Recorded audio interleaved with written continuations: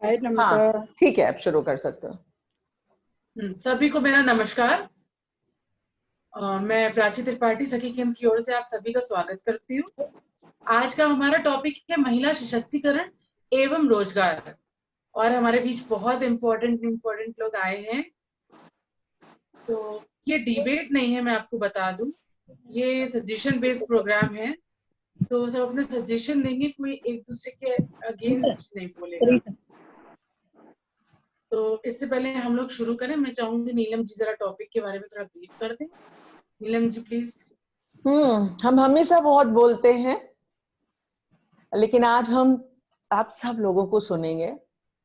हमारे बीच, जैसा प्राची ने कहा, बहुत महत्वपूर्ण लोग आए हैं और आज का विषय भी बहुत महत्वपूर्ण है, क्योंकि 2005 से अगर हम देखें तो वर्ल्ड बैंक का भी मानना है कि हिंदुस्तान में महिला रोजगार या महिलाओं की रोजगार में भागीदारी या उनके लिए ये रोजगार लगातार घटता चला गया है। यहाँ तक कि 2015 में 28% था और घट के 17% शहरों में हो गया। तो स्थितियां, और इधर कोविड-19 में स्थितियां और भी भयंकर हो गई हैं। हमारे पास जो बहुत सारे लोगों की केसेस आ रहे हैं, इधर अगर हम देखें तो कोविड-19 के दौरान पहले तो जो महिला हिंसा थी वो थी ही थी, लेकिन कोविड-19 के दौरान लगभग 37% और बढ़ गई। साइबर क्राइम 40% और बढ़ गया। हम लोग तो इधर बहुत सारी कोशिशें कर रहे थे कि और ज्यादा काउंसलर्स लगाएं, लेकिन इधर केसेस अलग तरह के बहुत आ रहे हैं। शायद उनका कोई परसेंटेज अभी तक निकाला ही नहीं गया। जो यूथ कारखानों में काम कर रहा था, वहां जो छटनी हो गई, स्कूल कॉलेजेस में जो लोग पढ़ा रहे थे वहां जो छटनी हो गई, दुकानों में छटनी हो गई, मॉल में छटनी हो गई, इस तरह से बहुत सारी जगहों पे से यूथ आज जो घरों में बैठा है, या जो बेंगलोर, मुंबई, वहां सबसे छोड़ के यहाँ पर आए और दोबारा उन्हें वहां अभी नहीं बुलाया जा रहा है, तो लोग कहीं ना कहीं डिप्रेशन में जा रहे हैं। बाकी लोग प्लीज अपना माइक ऑफ कर दीजिए, म्यूट कर दीजिए। बहुत सारी आवाजें आ रही हैं, तो प्लीज बंद कर दीजिए। प्लीज सारे लोग बंद कर दीजिए अपनी माइक। तो ऐसी स्थितियों में हमारा जो यूथ है वो कहीं ना कहीं डिप्रेशन में जा रहा है, और यह जो यंग जनरेशन है, एक्चुअली यही हमारी ताकत होती है, यही हमारा भविष्य होती है। और अगर ये एक्यूट डिप्रेशन में जाने लगेंगे तो फिर क्या होगा हमारे देश की जीडीपी का और हमारे देश की आर्थिक व्यवस्था का। तो आज हम महिलाओं के सशक्तिकरण की बात, खास तौर पर रोजगार की दिशा में, हमारे पास इसीलिए आज इसी विषय से जुड़े हुए दिग्गज लोग हैं। हमारे पास कई लोग दिल्ली से हैं, हैदराबाद से आर्किटेक्ट कबीर है, अर्बन लैब से। हमारे पास दो बड़ी जर्नलिस्ट हैं, रोमी अरोड़ा सीनियर जर्नलिस्ट हैं, और टीवी से जुड़ी हुई जर्नलिस्ट हैं नारायणा जी, नम्रता नारायणा शायद नाम। तो इस तरह से काफी लोग हमारे पास, हमारे सामने हैं। और आज के हमारे चीफ गेस्ट बहुत मतलब हम क्या उनकी तारीफ में कहें, बहुत ही अच्छे व्यक्ति हैं, और शायद एमएसएमई जैसी जगहों में ऐसे ही डायरेक्टर होने चाहिए। और बहुत सारे लोग बहुत अच्छे हैं, तो हम सबका स्वागत करते हैं आज। हमारे बीच तुलसियान जी हैं। प्लीज म्यूट कर दीजिए, प्लीज म्यूट कर दीजिए अपनी माइक को म्यूट कर दीजिए। थोड़ा लोग सीख रहे हैं, दिक्कत होती है, लोगों को म्यूट करना नहीं आता, बहुत सारी दिक्कतें, लेकिन कोई बात नहीं, इसी तरह से सीखेंगे लोग। तो हम आज प्राची जी से कहेंगे कि प्रोग्राम को आगे बढ़ाइए।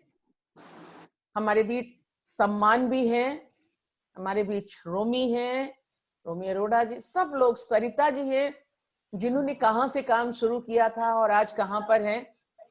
तो शायद आज की जो हमारी वेबिनार होगी, उस वेबिनार से हमारा यूथ बहुत कुछ सीखेगा, खासतौर पर जो डिप्रेशन में जा रहा है उसको एक ताकत जरूर मिलेगी। तो प्राची जी प्लीज इसको आगे बढ़ाइए। थैंक यू नीलम जी। आज हमारे बीच इतने बड़े बड़े दिग्गज लोग हैं। सबसे पहले मैं चाहूंगी कि LPS यादव जी, जो कि चीफ गेस्ट हैं हमारे, MSME के डायरेक्टर हैं, वो अपनी बात हमारे बीच रखें, अपने व्यूज हमारे बीच रखें और अपने इम्पोर्टेंट सजेशंस हमारे बीच रखें।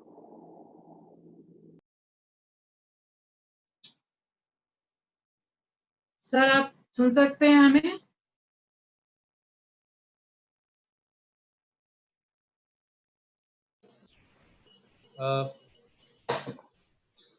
मेरी आवाज पहुंच रही है आप सब, आप लोग? जी सर। अच्छा, सर्वप्रथम मैं मैडम नीलम चतुर्वेदी को बहुत बहुत धन्यवाद देता हूं कि उन्होंने ये कार्यक्रम ऑर्गेनाइज किया। काफी दिन से चर्चा भी चल रही थी, ये कार्यक्रम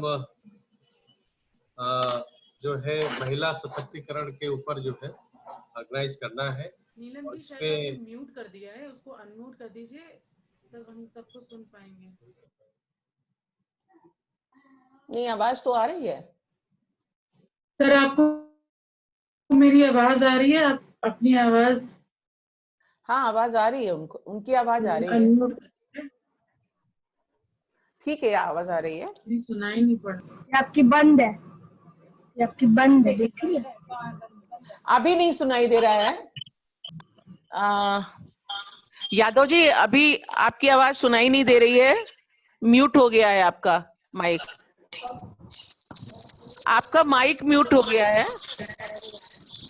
हेलो, अब आ रही है आवाज। अच्छा अच्छा, बहुत बहुत धन्यवाद।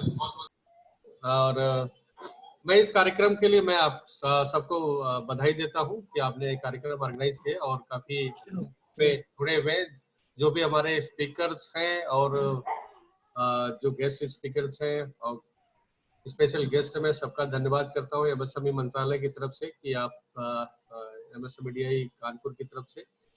दरअसल ये एक ऐसा प्लेटफॉर्म है खास करके ऐसे ग्रुप के लिए जिसके लिए आज हमारी सरकार भी चाहती है और हमारे गवर्नमेंट का जो हर डिपार्टमेंट है वो खास करके स्कीम्स के बारे में ऐसा कुछ डिजाइन भी किया जा रहा है कि खास करके जो हमारे महिला विंग है, महिला उद्यमी है, वो सामने उनके लिए कुछ अलग से एक अपॉर्चुनिटीज दी जाए। और सबको पता है कि भारत सरकार MSME मंत्रालय महिलाओं के लिए खास करके बहुत सारी हमारी योजनाएं हैं, जिसमें आपने देखा होगा कि स्किल डेवलपमेंट से लेकर के चाहे प्रोक्योरमेंट और मार्केटिंग तक का सपोर्ट है, उसमें भारत सरकार कहीं न कहीं महिलाओं को प्रायोरिटी दिया है। और जिसमें खास करके जो ESDP हमारी स्कीम्स होती है उसमें वो जो फीस होती है बिल्कुल माफ होता है उनके लिए। और इसी तरह से जो हमारी उद्यम रजिस्ट्रेशन के लिए है, महिलाओं के लिए वरीयता दी गई है, उसमें खास करके जो PMEGP स्कीम्स है भारत सरकार की, जो employment generation, prime minister employment generation programmes है, इसमें भी जो रूरल हो चाहे वो अपना अर्बन हो, दोनों एरियाज में इनको पुरुषों की अपेक्षा जो रिबेट दिया गया है 25% और 35% है। और खास करके शहरों में और रूरल एरियाज में। इसी तरह से जो मुख्यमंत्री स्वरोजगार योजना स्टेट गवर्नमेंट की भी स्कीम चल रही है और उसमें ये सारी जो योजनाएं हैं उद्यम के लिए खास करके, और वन डिस्ट्रिक्ट वन प्रोडक्ट भी जो है उसमें भी महिलाओं के लिए बहुत सारे ऐसे रोजगार के अपॉर्चुनिटीज हैं। आज के समय में देखा जाए तो हमारा जो उद्यम है एक बहुत बड़ा कह सकते हैं कि एक ऐसा सेक्टर्स है जो हमारा एग्रीकल्चर के बाद जो सेकंड नंबर आता है, और इसमें बहुत सारी अपॉर्चुनिटीज सभी के लिए है, खास करके जिसके लिए आज ये कार्यक्रम हम लोगों ने मैडम ने, नीलम चतुर्वेदी जी ने इसका प्रयास करके इसको इस प्लेटफॉर्म पे लाए हैं। उसमें मैं बताना चाहूँगा कि एनजीओ या सेल्फ हेल्प ग्रुप्स ऐसे ग्रुप्स हैं जहाँ पे बहुत सारे ऐसे महिलाएं होती हैं जो हमारे डायरेक्ट डिपार्टमेंट से संपर्क में नहीं आती हैं। इसीलिए मैं बार बार इनका धन्यवाद करता हूँ, क्योंकि कई बार ऐसे पीछे भी मौके आए जहाँ चर्चा उनसे हुई है कि एटलीस्ट आप ऐसे लोग हैं जो आप सबको खास करके इस सेक्टर्स को, या जो भी हमारे महिला उद्यमी लोग हैं जिनको इस डिपार्टमेंट या कोई बहुत सारे ऐसी स्कीम्स होती है जिसकी लाइजनिंग करके आप डिपार्टमेंट के साथ ऐसे कार्यक्रम करते रहते हैं, और जिसमें हमारा डिपार्टमेंट भी आपके साथ हमेशा सहयोग के लिए तैयार है, मैंने आपसे पहले भी कहा है। और खास करके जो सरकार भी जो चाहती है उसमें ये भी है कि बहुत सारे ऐसे उद्यम स्थापित करने के बाद भी सरकार आपके साथ हमेशा तैयार है, चाहे वो मार्केटिंग का इशू है उसमें भी, या फिर कुछ जो वेंडर डेवलपमेंट का है, पब्लिक प्रोक्योरमेंट पॉलिसी है, या जेम के ऊपर है रजिस्ट्रेशन के लिए, या हमारी जितनी सारी अदर स्कीम्स है, चाहे वो आपका टेक्नोलॉजी अपग्रेडेशन से लेके क्लस्टर डेवलपमेंट से लेकर के, या आपका इंटरनेशनल जो ट्रेड फेयर्स होते हैं उनमें पार्टिसिपेशन के लिए, खास करके जो भी हमारे स्कीम्स एमएसएमईज मंत्रालय के द्वारा है उसमें काफी अपॉर्चुनिटीज है। इवन जैसे मैं बताना चाहूंगा जो क्लस्टर डेवलपमेंट की स्कीम्स है, इसमें एक क्राइटेरिया ये भी होता है कि अगर महिला उद्यमी उसमें अगर 50% है तो उसमें हमारी जो भारत सरकार की जो ग्रांट है 70% होती है, वो 90% होती है, और टोटल प्रोजेक्ट 20 करोड़ का होता है। और इसमें इसी तरह से जो हमारी यहाँ कह सकते हैं कि मार्केटिंग के लिए भी महिला उद्यमी अगर कोई प्रोडक्ट बनाते हैं और मार्केट के लिए अगर उनको कहीं डिस्प्ले लगाना है, किसी भी रिकॉग्नाइज्ड फेयर में पार्टिसिपेट करना चाहते हैं, वो चाहे इंडिया में कहीं भी हो 2 बार जा सकते हैं, और उसको थोड़ा सा 1 महीना 2 महीना पहले उनका जो ऑथराइजेशन लेटर है एसोसिएशन की तरफ से उद्यमी को मिलना चाहिए। और उसका यहाँ पे फिक्की फ्लो का नाम मैं स्पेशली लेना चाहूँगा कि वहाँ उन महिलाओं ने, उन महिला उद्यमियों ने इनका लाभ उठाया है। इसी तरह से मैं चाहता हूँ कि इसमें भी लोग रोजगार अपना लगाएं, और रोजगार लगाने के लिए जो भी मार्गदर्शन है हमारा डिपार्टमेंट और हमारे जितने सहयोगी डिपार्टमेंट से, जहाँ से भी सहयोग मिल सकता है या लाइजन करा किया जा सकता है, हम लोग कर सकते हैं। बस एक ये है पहल की बस आप मुझे वो समस्या की जानकारी थोड़ी सी अवगत कराएंगे, या जहाँ से आपको लगता है कि हमारी मदद की जरूरत है जरूर मुझे अवगत कराएं। और इसके साथ साथ हम बताना चाहेंगे कि जो रोजगार के लिए खास करके हमारे बहुत सारे ऐसे लोग हैं जिनको जानकारी नहीं होगी कौन सा उद्यम लगाएं, उसके लिए हम एमएसएमई जो है के ऊपर खास करके जो भी आपको डिसिप्लिन में उद्यम लगाना है उसके लिए प्रोजेक्ट प्रोफाइल्स बनी हुई है, और इवन हमारे केबीआईसी की साइट से उसके ऊपर भी है। एमएसएमई मंत्रालय हमारा dcmsme.gov.in है, जो हमारी सरकारी वेबसाइट से ऑफिस का कार्यालय का ऑफिस का जो है साइट से, उस पर भी अगर आप सर्च करेंगे तो आपको उसमें दिखेगा, चाहे वो मैकेनिकल हो, केमिकल्स का हो, फूड का हो, या ग्लास एंड सिरेमिक का हो, या इलेक्ट्रॉनिक्स इलेक्ट्रिकल्स का हो, जो भी फील्ड में आप चाहते हैं उसमें सारी इंफॉर्मेशन आपको प्रोजेक्ट के बारे में आपको दी गई है, उसके अकॉर्डिंगली आप उसको मॉडिफाई कर सकते हैं, या उसके लिए जानकारी आप हमारे डिपार्टमेंट से भी ले सकते हैं। अगर थोड़ा बहुत फेरबदल करना है तो उसको ले सकते हैं।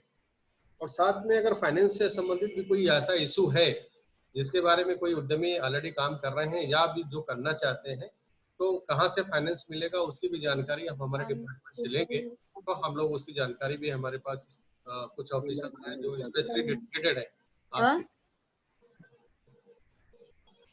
जी, कोई आवाज आ रही है? जी सर, जी सर, प्लीज अपने अपने माइक ऑफ कर दें। और अभी हम लोग सर को सुन रहे हैं तो उनका ही माइक ऑन रहने दें ताकि सब अपने ऑफ कर दें प्लीज।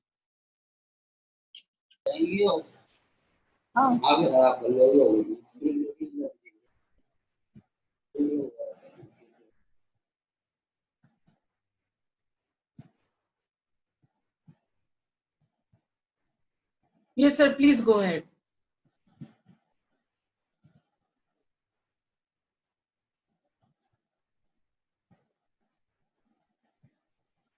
यादव जी, आपका माइक ऑफ हो गया है, तो प्लीज ऑफ ऑन कर लीजिए।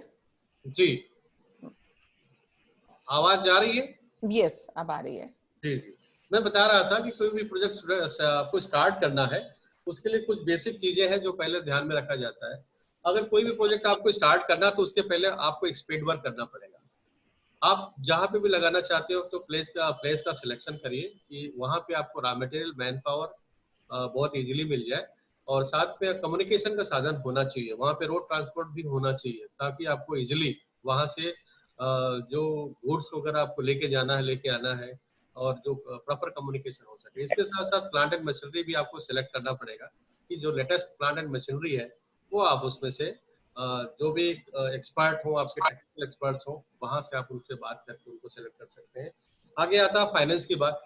फाइनेंस के लिए मैंने आपको बताया कि प्रोजेक्ट को आप सिलेक्ट करिए, और प्रोजेक्ट को सिलेक्ट करने के बाद प्रोजेक्ट को फाइल लेकर के आप अपना प्रोजेक्ट बनाइए, और उसको फिर आप जो भी स्कीम्स हमारी है, चाहे स्टेट गवर्नमेंट की स्कीम हो, उत्तर प्रदेश गवर्नमेंट की, या भारत सरकार की जो पीएमएजीपी है, इसके तहत आप उसमें डिसाइड करके जिसमें भी आपकी एप्लीकेबिलिटी बनती है। वैसे वन डिस्ट्रिक्ट वन प्रोडक्ट का अगर प्रोडक्ट आप सेलेक्ट करते हैं, इसमें उत्तर प्रदेश गवर्नमेंट उसको काफी प्रीफर कर रही है और काफी सपोर्ट भी कर रही है। उसी तरह से जो पीएमजीपी का हमारी है, उसमें अभी फिलहाल 10 लाख सर्विस सेक्टर के लिए और 25 लाख मैन्युफैक्चरिंग सेक्टर के लिए जो ये सुविधाएं दी जाती हैं, और उसमें सब्सिडी का जो प्रोविजन मैंने आपको बताया वो ऑलरेडी है। और अगर फाइनेंस से संबंधित कोई ऐसा इशू भी है तो उसको आप हमारे डिपार्टमेंट से भी डिस्कस कर सकते हैं। कभी आपको अवसर मिले तो आप पर्सनली आकर के, हमारे यहाँ ऑफिसर्स हैं जिनसे आप 1 to 1 डिस्कस कर सकते हैं अगर कोई ऐसा इशू है। कोई उद्यमी भी, महिला उद्यमी अगर जिनको अभी दिक्कत भी आ रही हो, फाइनेंस की भी कोई ऐसा इशू हो, तो उसके लिए भी आप यहाँ चर्चा कर सकते हैं, ताकि आपकी लाइजनिंग जो है बैंक से कराई जा सकती है। अगर प्रॉपर ढंग से अगर आप अच्छा बिजनेस कर रहे हैं तो आपको पैसे की कोई कमी सरकार भी नहीं चाहती और नहीं होता है, और बैंक भी चाहता है कि उसको पैसा जो है, जो भी ऐसा उद्यमी हो उनको पैसा दिया जाए, लेकिन पैसे का सदुपयोग होना चाहिए, ये ध्यान में रखने वाली बात होती है। और मुझे नहीं लगता कि शायद इसमें कोई बैंक का जुड़ा, अगर बैंक का जुड़ा होगा तो बहुत अच्छी बात है, क्योंकि चूंकि ये सारी जो मैं बता रहा हूँ ये बैंक से संबंधित इशूज है। बैंक कभी नहीं चाहता कि पैसा ना मिले किसी उद्यमी को, पैसा मिलना चाहिए, और वो कहता है कि बस पैसा लीजिए और अपने काम में लगाइए। अगर डाइवर्ट आप करते हैं पैसे का तो पैसे का दुरुपयोग कहा जाता है। और दूसरी बात है कि अगर एक बार आपने उसका किस्त अदा नहीं करते हैं, एनपीए हो जाता है, तो फिर वो आपके परिवार के लिए भी दिक्कत होती है इन फ्यूचर। फिर आपको वो बैंक वाला, आपका सिविल खराब होती है, आपके परिवार को भी फिर बैंक लोन देने में कतराती है। तो इस चीज को ध्यान में रखें। और मैं बहुत ज़्यादा समय नहीं लूँगा क्योंकि बहुत सारे वक्ता है, क्योंकि हमारे पास जो इन्फॉर्मेशन आई थी और आपका समय भी बड़ा लिमिटेड होता है। इन केस अगर आपको कोई ऐसी आवश्यकता होती है हमारे डिपार्टमेंट से, तो we are already with you. आप जैसा आप लोग का रहेगा, कोई इंक्वायरी है या कोई जो भी हम सपोर्ट कर सकते हैं, ये एमएसएमई डिपार्टमेंट आपके साथ हमेशा साथ में बना रहेगा। धन्यवाद। Thank you sir, thanks a lot. बहुत अच्छा लगा आपको सुन के। अब हमारे बीच अन्नपूर्णा जी हैं जो कि प्रोपरेटर हैं अन्नपूर्णा प्रोडक्ट्स की। उनसे मैं रिक्वेस्ट करूंगी कि अपने सजेशंस रखें। प्लीज अन्नपूर्णा जी। और सबसे रिक्वेस्ट करना कि थोड़ा थोड़ा समय बात करें, जिससे सारे लोग की हम लोग बातचीत सुन सके और बाद में चर्चा कर सकें।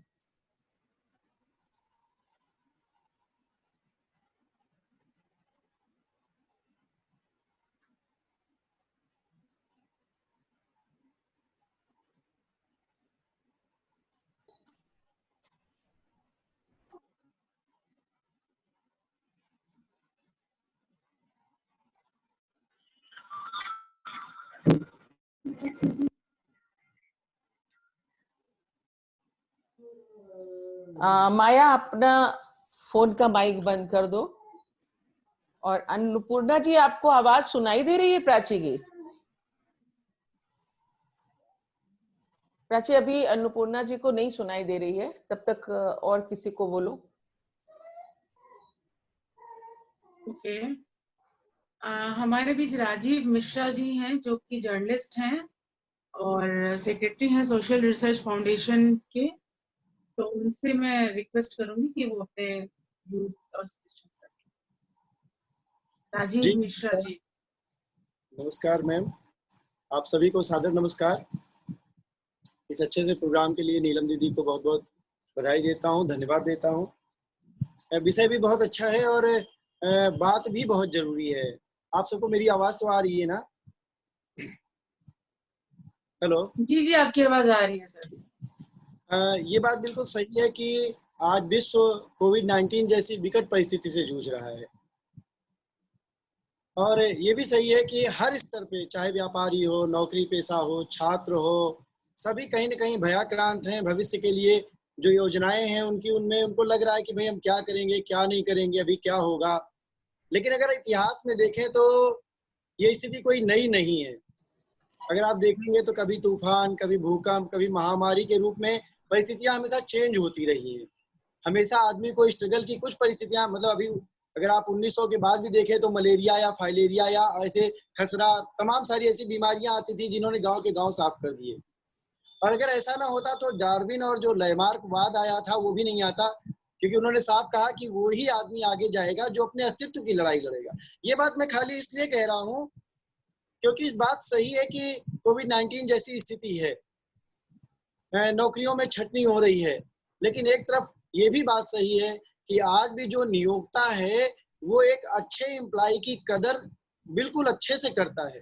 अगर उसको कोई एम्प्लॉय, मान लीजिए उसने 100% में से, उसके 100 एम्प्लॉय में से उसको 25 एम्प्लॉय छांटने हैं, तो जरूर वो एक सूची बनाता है जिसमें जो उसके अच्छे एम्प्लॉय होते हैं, मेरे ख्याल से उनको कभी नहीं जाने देता, क्योंकि परिस्थिति तो आती जाती रहेंगी, लेकिन एम्प्लॉय जो अच्छा सधा हुआ एम्प्लॉय है वो दोबारा से वापस नहीं आता।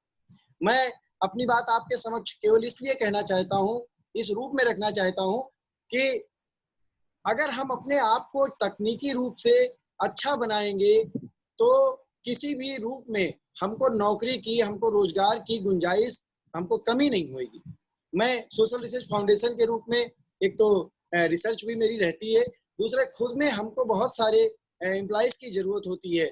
और मैं आपको ये भी बताना चाहता हूँ, नीलम जी इस बात को बहुत अच्छे से जानती हैं कि हमारे यहाँ 99% स्टाफ जो है वो लड़कियों का है, महिलाओं का है, क्योंकि महिलाएं जितनी ईमानदारी से, जितनी शिद्दत से काम करती हैं, मैं नहीं समझता कि कभी कोई पुरुष वर्ग काम कर पाता है। ये बात मैं इसलिए कह रहा हूँ कि जब मैं 4 पुरुषों को रखता हूँ तो उनमें से 3 पुरुष ऐसा सोचते हैं कि काश मैं अपना कोई बिजनेस शुरू कर लूं, तुरंत सेटअप शुरू कर लूं और मैं इनके अंडर में काम ना करके मैं अपना सा काम शुरू कर ले जाऊं। जबकि महिलाएं ये नहीं सोचती। महिलाएं सोचती हैं कि मुझे अभी यहाँ से जाना है, फिर उनके पास कोई और ड्यूटी है, उनकी पारिवारिक उत्तरदायित्व है, घरेलू है, रिश्तेदारी है, तो वो कोशिश करती है कि हमें एक स्थायित्व मिले जहां हम अपने आप को आगे बढ़ा सकें। तो मैं एक नियोक्ता के तौर पे भी, एक रिसर्च सोशल वर्कर के तौर पे भी ये बात निश्चित रूप से मानता हूं कि हम एक अच्छे एम्प्लॉय की तलाश पहले भी करते थे और हम एक अच्छे एम्प्लॉय की तलाश आज भी कर रहे हैं। तो मैं ये कहना चाहता हूं कि हमें ये जो कोरोना काल आया है, जिसमें हमको बहुत सारे लोग हैं जिनकी नौकरियां छूटी हैं, बहुत सारे लोग हैं जो अपने घरों में वापस भेज दिए गए हैं, हमें इस समय को एक ब्रेक के रूप में देखना चाहिए और अपने आप को एक रिव्यू करना चाहिए, अपने कार्यों को रिव्यू करना चाहिए, अपनी क्षमता का रिव्यू करना चाहिए। क्योंकि जब हम अभी जैसे ऐसा हो रहा है कि जो नियोक्ता आता है, हम केवल उससे ये पूछते हैं कि हमारी सैलरी कितनी होगी, हमको वेतन कितना मिलेगा। पीछे मुझे 6,000 मिलता था तो अभी मुझे 8,000 मिलेगा। लेकिन मेरे विचार से हमें ये देखना चाहिए कि हम उस नियोक्ता को देंगे क्या, हम जितना मांग रहे हैं क्या हम इसके काबिल हैं। तो हमें अपनी काबिलियत को बढ़ाना का माइक खुला है, मैं उनसे निवेदन करूंगा कि अपना माइक बंद कर लें। मैं कह रहा था कि हमें अपनी स्वयं की स्किल बढ़ानी पड़ेगी, क्योंकि किसी ने कहा है कि खुद ही को कर बुलंद इतना, खुदा बंदे से खुद पूछे बता तेरी रजा क्या है। ऐसे अभी भी बहुत सारे लोग हैं, मैं दोबारा कहता हूँ, जिनके पास डिग्रियां हैं लेकिन प्रैक्टिकल नॉलेज नहीं है। मेरे पास जो बच्चे आते हैं वो कहते हैं कि क्या किया है, तो बोले कि भाई कंप्यूटर की डिग्री है मेरे पास टैली का नॉलेज है। लेकिन टैली कंप्यूटर पे जानना अलग बात है और अकाउंटेंसी की नॉलेज होना अलग बात है। उनके पास अकाउंटेंसी की नॉलेज नहीं है। तो मैं ये चाहता हूं कि अगर आप अपना एक प्रोफाइल चुन रहे हैं, आप संस्कृत से एमए कर रहे हैं, आपका जो विषय है वहां से आप आगे जा रहे हैं, एकमात्र ना चुने। इस अच्छे से काल में जो हमको एक ब्रेक मिला है उसमें हम अपनी स्थिति को सुधारें, और हम जब आपकी एक इंटरव्यू की तैयारी करें, हम अगली बार किसी नियोक्ता के पास जाएं तो हम उसके लगभग सारे सवालों पर खरे उतरें, ताकि हम नियोक्ता की पहली पसंद बन सके। अंत में मैं रामशरण श्रीवास्तव जी हमेशा ये कहते थे कि जिंदगी में यूं निभाओ अपना किरदार कि पर्दा गिरने के बाद भी तालियां बजती रहें। ऐसे बहुत सारे किरदार हैं, आप चाहे दशरथ माझी का किरदार देख लीजिए या और भी आप नीलम जी का स्वयं का किरदार देख सकते हैं, जिन्होंने अपना एम्पायर खुद से खड़ा किया है। वो न केवल अपने लिए काम करती हैं बल्कि अब वो दूसरों को भी काउंसलिंग करती हैं, दूसरों के लिए भी सहायता मुहैया कराती हैं। तो मैं चाहता हूं कि जो आज के बच्चे हैं जो अपने घरों में हैं वो खुद से अपने आप को फिर से एक प्रिपरेशन करें, ताकि अब की इस काल होने ये जो काल पूरा हो तो इसके बाद हम अपने नियोक्ता की पहली पसंद बन सके। धन्यवाद। थैंक यू राजीव मिश्रा जी, बहुत अच्छा बोला आपने, थैंक्स अ लॉट। अब मैं रिक्वेस्ट करूंगी अनिल त्रिपाठी जी जो एमएसएमई से हैं वो अपने व्यूज और सजेशंस रखें, प्लीज अनिल जी। अनिल जी तक हमारी आवाज जा रही है?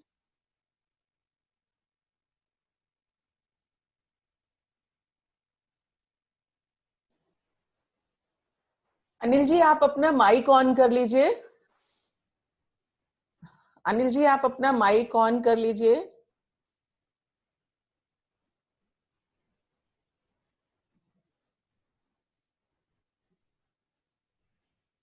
अनिल जी आपको हमारी आवाज सुनाई दे रही है?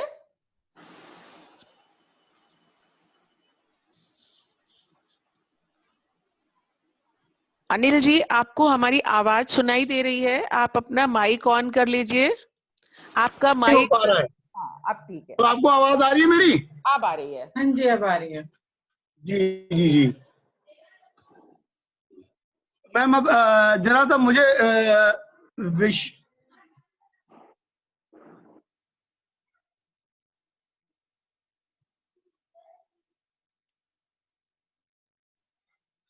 मैम रोजगार के सिलसिले में सबसे पहला जो विषय मैं बताना चाहता हूं,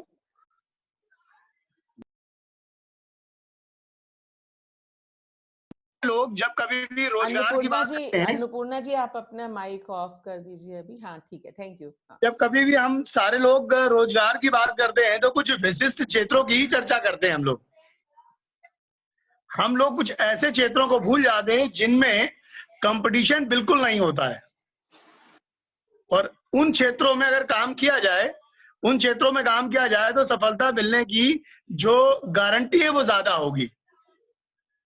जैसे अगर रोजगार के अवसरों के क्षेत्र पर मैं बताऊं कि हिंदुस्तान का कोई ऐसा एरिया नहीं होगा जहां पर छोटे मोटे अस्पताल स्थित ना हो।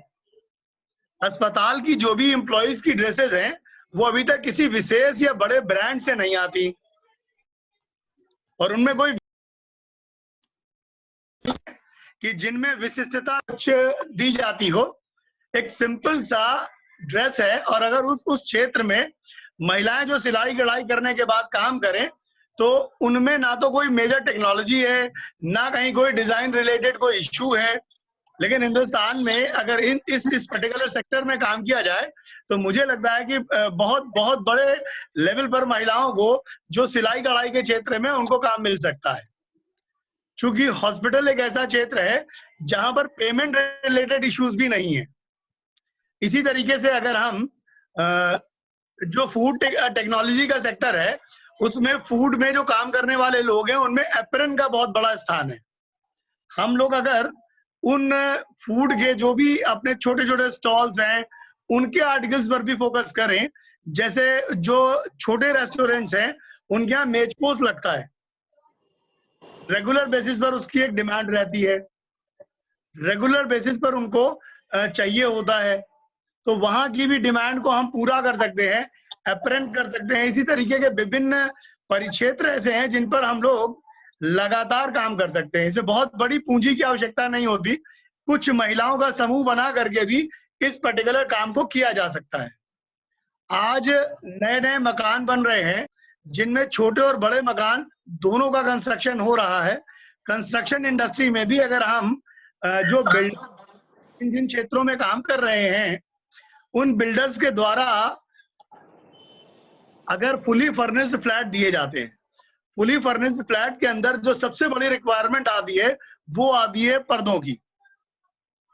अगर महिलाएं जिन्होंने सिलाई कढ़ाई सीखी हुई है वो उस बिल्डर के माध्यम से जो फुली फर्निश्ड फ्लैट बन रहे हैं उन फुली फर्निश्ड फ्लैट के अंदर संपर्क करके एक साथ 25, 30, 40 फ्लैट्स का जो उनकी अपनी बिल्डिंग्स बना रहे हैं वो उनमें 40 फ्लैट का एक साथ कॉन्ट्रैक्ट उनको मिल सकता है।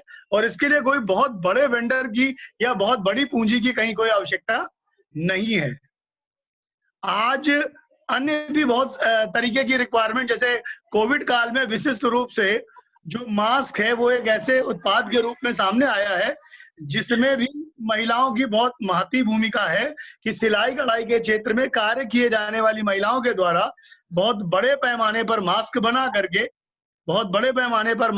करके और अपना स्वरोजगार का जो साधन है या आत्मनिर्भरता जो है उसे प्राप्त किया जा सकता है। इसी प्रकार अगर आप देखें तो हिंदुस्तान जो है वो एक त्योहारों का देश है। इन त्योहारों के देशों में मैं ये आपको बताना चाहूंगा कि हर 2-3 माह के बाद कोई ना कोई त्योहार हमारे यहाँ एग्जीक्यूट होते हैं। अगर हम उन त्योहारों का डेटा अपने पास समाहित करें तो हर त्योहार जो होता है किसी ना किसी आराध्य से जुड़ा हुआ होता है। और आराध्य के लिए पूजन सामग्री में उनकी ड्रेसेस भी हैं। जैसे साल में 2 दफे नवदुर्गे होते हैं, तो नवदुर्गों में जब भी पूजन स्टार्ट किया जाता है तो सबसे पहले देवी माँ को हम लोग श्रृंगार और वस्त्र उपलब्ध कराते हैं। तो इनके वस्त्रों की भी एक बहुत बहुत बड़ी बाजार है हिंदुस्तान में। इसी प्रकार अगर हम कृष्ण जन्माष्टमी की बात करें, रामनवमी की बात करें, अन्य त्योहारों की बात करें, तो हमारे यहाँ जो भी आराध्य हैं या जो भी ईश्वर जिनकी भी हम आराधना कर रहे हैं उस पर्टिकुलर त्योहार पर, तो हम उन ईश्वरों के वस्त्रों के रूप में भी एक बहुत बड़े बाजार का सृजन कर सकते हैं, जिसमें कोई बहुत टेक्निकल कपड़ों की आवश्यकता नहीं होती। बस उनके लिए छोटा सा कॉन्सेप्ट और मंतव्य बनाने की आवश्यकता होती है। इसी के साथ साथ मैंने ये देखा है कि अगर हम उन चीजों पर फोकस ना करें जिनमें डिजाइनिंग का बहुत बड़ा प्रभाव है या जिनमें लोग क्वालिटी और चॉइसेस का बड़ा ध्यान रखते हैं, उनके अलावा कुछ ऐसे उत्पादों का हम लोग सृजन करें जिनको हम बिना क्वालिटी पैरामीटर्स के बेच सकते हो, तो शायद हमारी बाजार का जो सृजनता है वो धीरे धीरे करके बढ़ना लगे। इसमें पूंजी का जो सबसे बड़ी बात आती है कि जब कभी भी हम उद्योग के प्रारंभ की बात करते हैं तो समस्या आती है पूंजी की। यहाँ पर पूंजी का भी विषय जो है वो बहुत ज्यादा नहीं आएगा, क्योंकि जैसे पूजा के उत्पाद मैंने बताए तो पूजा के उत्पादों में कोई बहुत विशिष्ट कपड़े की आवश्यकता नहीं है और 2-4 हजार मीटर की आपको आवश्यकता नहीं है। आपने अगर 50 मीटर भी कपड़ा अरेंज कर लिया एक ग्रुप में और उस 50 मीटर कपड़े से आपकी मिनिमम अगर एक मीटर में 4 ड्रेसेस बन रही हैं तो 200-250 ड्रेसेस जनरेट हो जाएंगी। और इनके लिए बहुत दूर जाकर के बाजार ढूंढने की भी आवश्यकता नहीं होगी, क्योंकि ये बाजार आपके दायरे में अगल बगल ही उपलब्ध होगा। इसके साथ साथ ना तो क्वालिटी कंट्रोल, ना टैक्सेशन, ना अदर कहीं कुछ। अगर आप सामान्य जो अभी सरकार के द्वारा योजनाएं चलाई जा रही हैं जिनमें छोटे जो उद्यमी हैं उनको 10, 20, 50 हजार या लाख रुपए की पूंजी की जो आवश्यकता है वो बैंक उपलब्ध कराने को तैयार हैं मुद्रा योजना के अंतर्गत, उस छोटी सी पूंजी में भी इस प्रकार के ये सारे कार्य किए जा सकते हैं। तो आप सभी लोगों से मेरा ये निवेदन है कि किसी बड़े उत्पाद की तरफ न जा करके हमें छोटे उत्पादों की तरफ जाना चाहिए और जो उत्पाद रेगुलर डिमांड में हैं और जिनकी डिमांड कभी खत्म होने नहीं जा रही। डिमांड के रूप में मैंने जो अभी आपको 3-4 उदाहरण दिए, इन सभी उदाहरणों को अगर इस्तेमाल करते हुए आप अपने स्वयं सहायता समूह के मध्य इस प्रकार की विचारधारा को एग्जीक्यूट करेंगे तो 100% आपको जो है वो जीवन यापन संबंधी किसी प्रकार की कठिनाई नहीं होगी। और अगर व्यापार में आपके द्वारा किए गए कार्य धीरे धीरे करके बाजार का विस्तार करेंगे तो जो भी सपने आपने अपने लिए देखे हैं, अपने परिवार के लिए देखे हैं, वो 100% पूरे होंगे।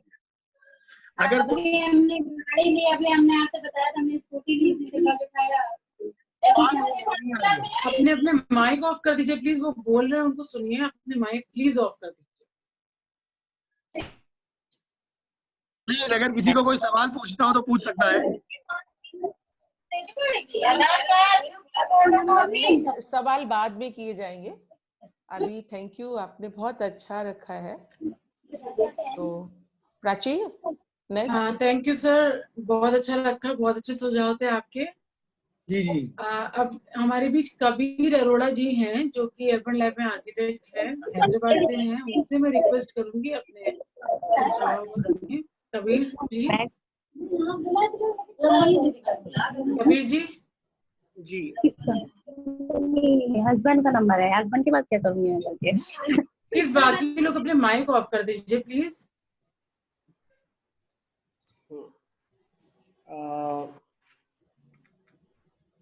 तो ये जो विषय है इस पे बहुत लोग हैं जो बहुत टेक्निकली आपको अच्छे बेहतर सुझाव दे पाएंगे। हम जिस संस्था में काम करते हैं हम लोगों ने इसको एक अलग तरीके से देखने की कोशिश की है कि उसमें जब आप घर से बाहर निकलते हैं, आप नए लोगों से मिलते हैं, नई बातें करते हैं, नई चीजें देखते हैं, तो बहुत सारे नए आइडियाज आते हैं। हम लोग के समाज में जब आपका मूवमेंट वैसे ही रेस्ट्रिक्टेड है काफी हद तक, तो बहुत से नए आइडियाज भी आपको एक्सेसिबल नहीं है। इस केस में उन सीमाओं के अंदर से भी निकल के बहुत सारी महिलाओं ने अद्वितीय काम किए हैं। तो इसके लिए क्या होता है कि जब जैसे अभी हमसे पहले जो बोल रहे हैं तो उन्होंने बहुत सारे आइडियाज दिए, मगर जब इस तरह के आइडिया किसी लड़के को आते हैं, वो और 4 लड़कों से चौराहे पे मिलता है, वो लोग उन आइडियाज को एग्जीक्यूट कर पाते हैं। मगर अगर कोई महिला है जिसके दिमाग में ये आइडिया आया, उसके लिए इस तरह से 5 लोगों से चौराहे पे मिल पाना एक बहुत कठिन चीज होती है। तो कहाँ से सपोर्ट मिलेगा उन आइडियाज को एग्जीक्यूट कर पाने का? तो एक हम लोगों ने प्रोग्राम किया था अ प्लेस फॉर हर कह के कि उनके लिए भी एक जगह, क्योंकि महिलाओं के लिए जगह बहुत सीमित होती है, जिसमें हम लोग अपनी गली में जो अलग अलग महिलाएं हैं, घरेलू महिलाएं हैं, कामकाजी महिलाएं हैं, उनको अपने दफ्तर पे बुलाते थे, चाय नाश्ता करते थे और रोज किसी आम सी बात पे बात किया करते थे, हफ्ते में एक बार, बस 2 घंटे के लिए। वो जब काम होता था उससे बहुत सारी नए आइडियाज आते थे। और क्योंकि वो महिलाएं मिल पा रही हैं घर से अलग, जहाँ पे बच्चों को नहीं देखना है, रिश्तेदार को चाय नहीं देनी है, साथ में नाश्ता नहीं बनाना है, तो उन सारे आइडियाज को एग्जीक्यूट करने का भी माहौल मिल पा रहा था। तो नीलम जी को पता है ऑफ कोर्स बहुत सारी टेक्निकल हेल्प है हम लोग के पास, जो हम लोग के यहाँ चीफ गेस्ट आए हैं उन्होंने भी बताया है कि सरकार बहुत सारी सपोर्ट देती है, मगर उसके पहले का एक स्टेप है जहाँ पे हम लोग को एक कलेक्टिव लेवल पे सपोर्ट सिस्टम ढूंढने की जरूरत है। कि अभी हम लोग का एक सेक्टर है जहाँ से रोजगार कम हुआ है, मॉल्स बंद है, टीचिंग बंद है, बहुत सारी सेक्टर्स से छटनी हुई है जैसे कि शुरुआत में बताया गया था। एट द सेम टाइम कि बहुत सारी सेक्टर्स में डिमांड बढ़ी है, जिससे बहुत सारे लोगों ने मास्क सिलने चालू किए। एक छोटा सा उदाहरण है, हेल्थ केयर सेक्टर में डिमांड बढ़ी है मैन पावर की। तो अलग अलग सेक्टर, मगर इन जो लोग हैं जो यहाँ पे सर्विस प्रोवाइड कर सकते हैं, उनको आप कैसे जोड़ेंगे एक दूसरे से, उनको आप प्लेटफॉर्म कैसे प्रोवाइड करेंगे कि वो उनके दिमाग में जो आइडिया है वो एग्जीक्यूट कर पाए। उसके बाद ही हम लोग कोशिश कर सकते हैं कि जो टेक्निकल सहायता है कि माइक्रो फाइनेंसिंग करा पाए, या हम लोग क्या बोलते हैं स्किल अपग्रेडेशन करा पाए, वो तभी होगा जब हमारे पास आइडियाज आएंगे। तो मेरा एक सुझाव होगा कि हम लोग अगर हम लोग किसी भी संगठन से जुड़े हैं, किसी इलाके से जुड़े हैं, अभी कोविड की वजह से फिजिकल मीटिंग तो थोड़ी सी दिक्कत अलग है, मगर अगर वर्चुअल स्पेस भी प्रोवाइड कर पाए जहाँ पे हम लोग इस तरह के लोकल लोगों से जिनके साथ दिक्कतें हैं उनके साथ ब्रेनस्टॉर्मिंग कर पाए कि आपके क्रिटिकल थिंकिंग के बारे में, कि हम लोग क्रिटिकली देख पाए कि ठीक है ये सेक्टर कम हुआ है तो किस सेक्टर में हमारे पास ऐसी स्किल है जिसको हम दे सकते हैं, ऑफर कर सकते हैं। तो क्रिटिकल थिंकिंग प्लेटफॉर्म प्रोवाइड कर पाए जहाँ पे हमें पता चले क्या ऑप्शंस हैं, उसके लिए क्या सहायता चाहिए। तो उसके बाद टेक्निकल सहायता, जैसे सखी केंद्र है, अभी हमारे पहले जो बोल रहे थे स्किल सेंटर है, टेक्निकल सहायता हम ऐसी अलग अलग ऑर्गेनाइजेशन और लोग हम लोग प्रोवाइड कर सकते हैं। इतना छोटा सी ये बात था और इसके उम्मीद है ये किसी काम की होगी।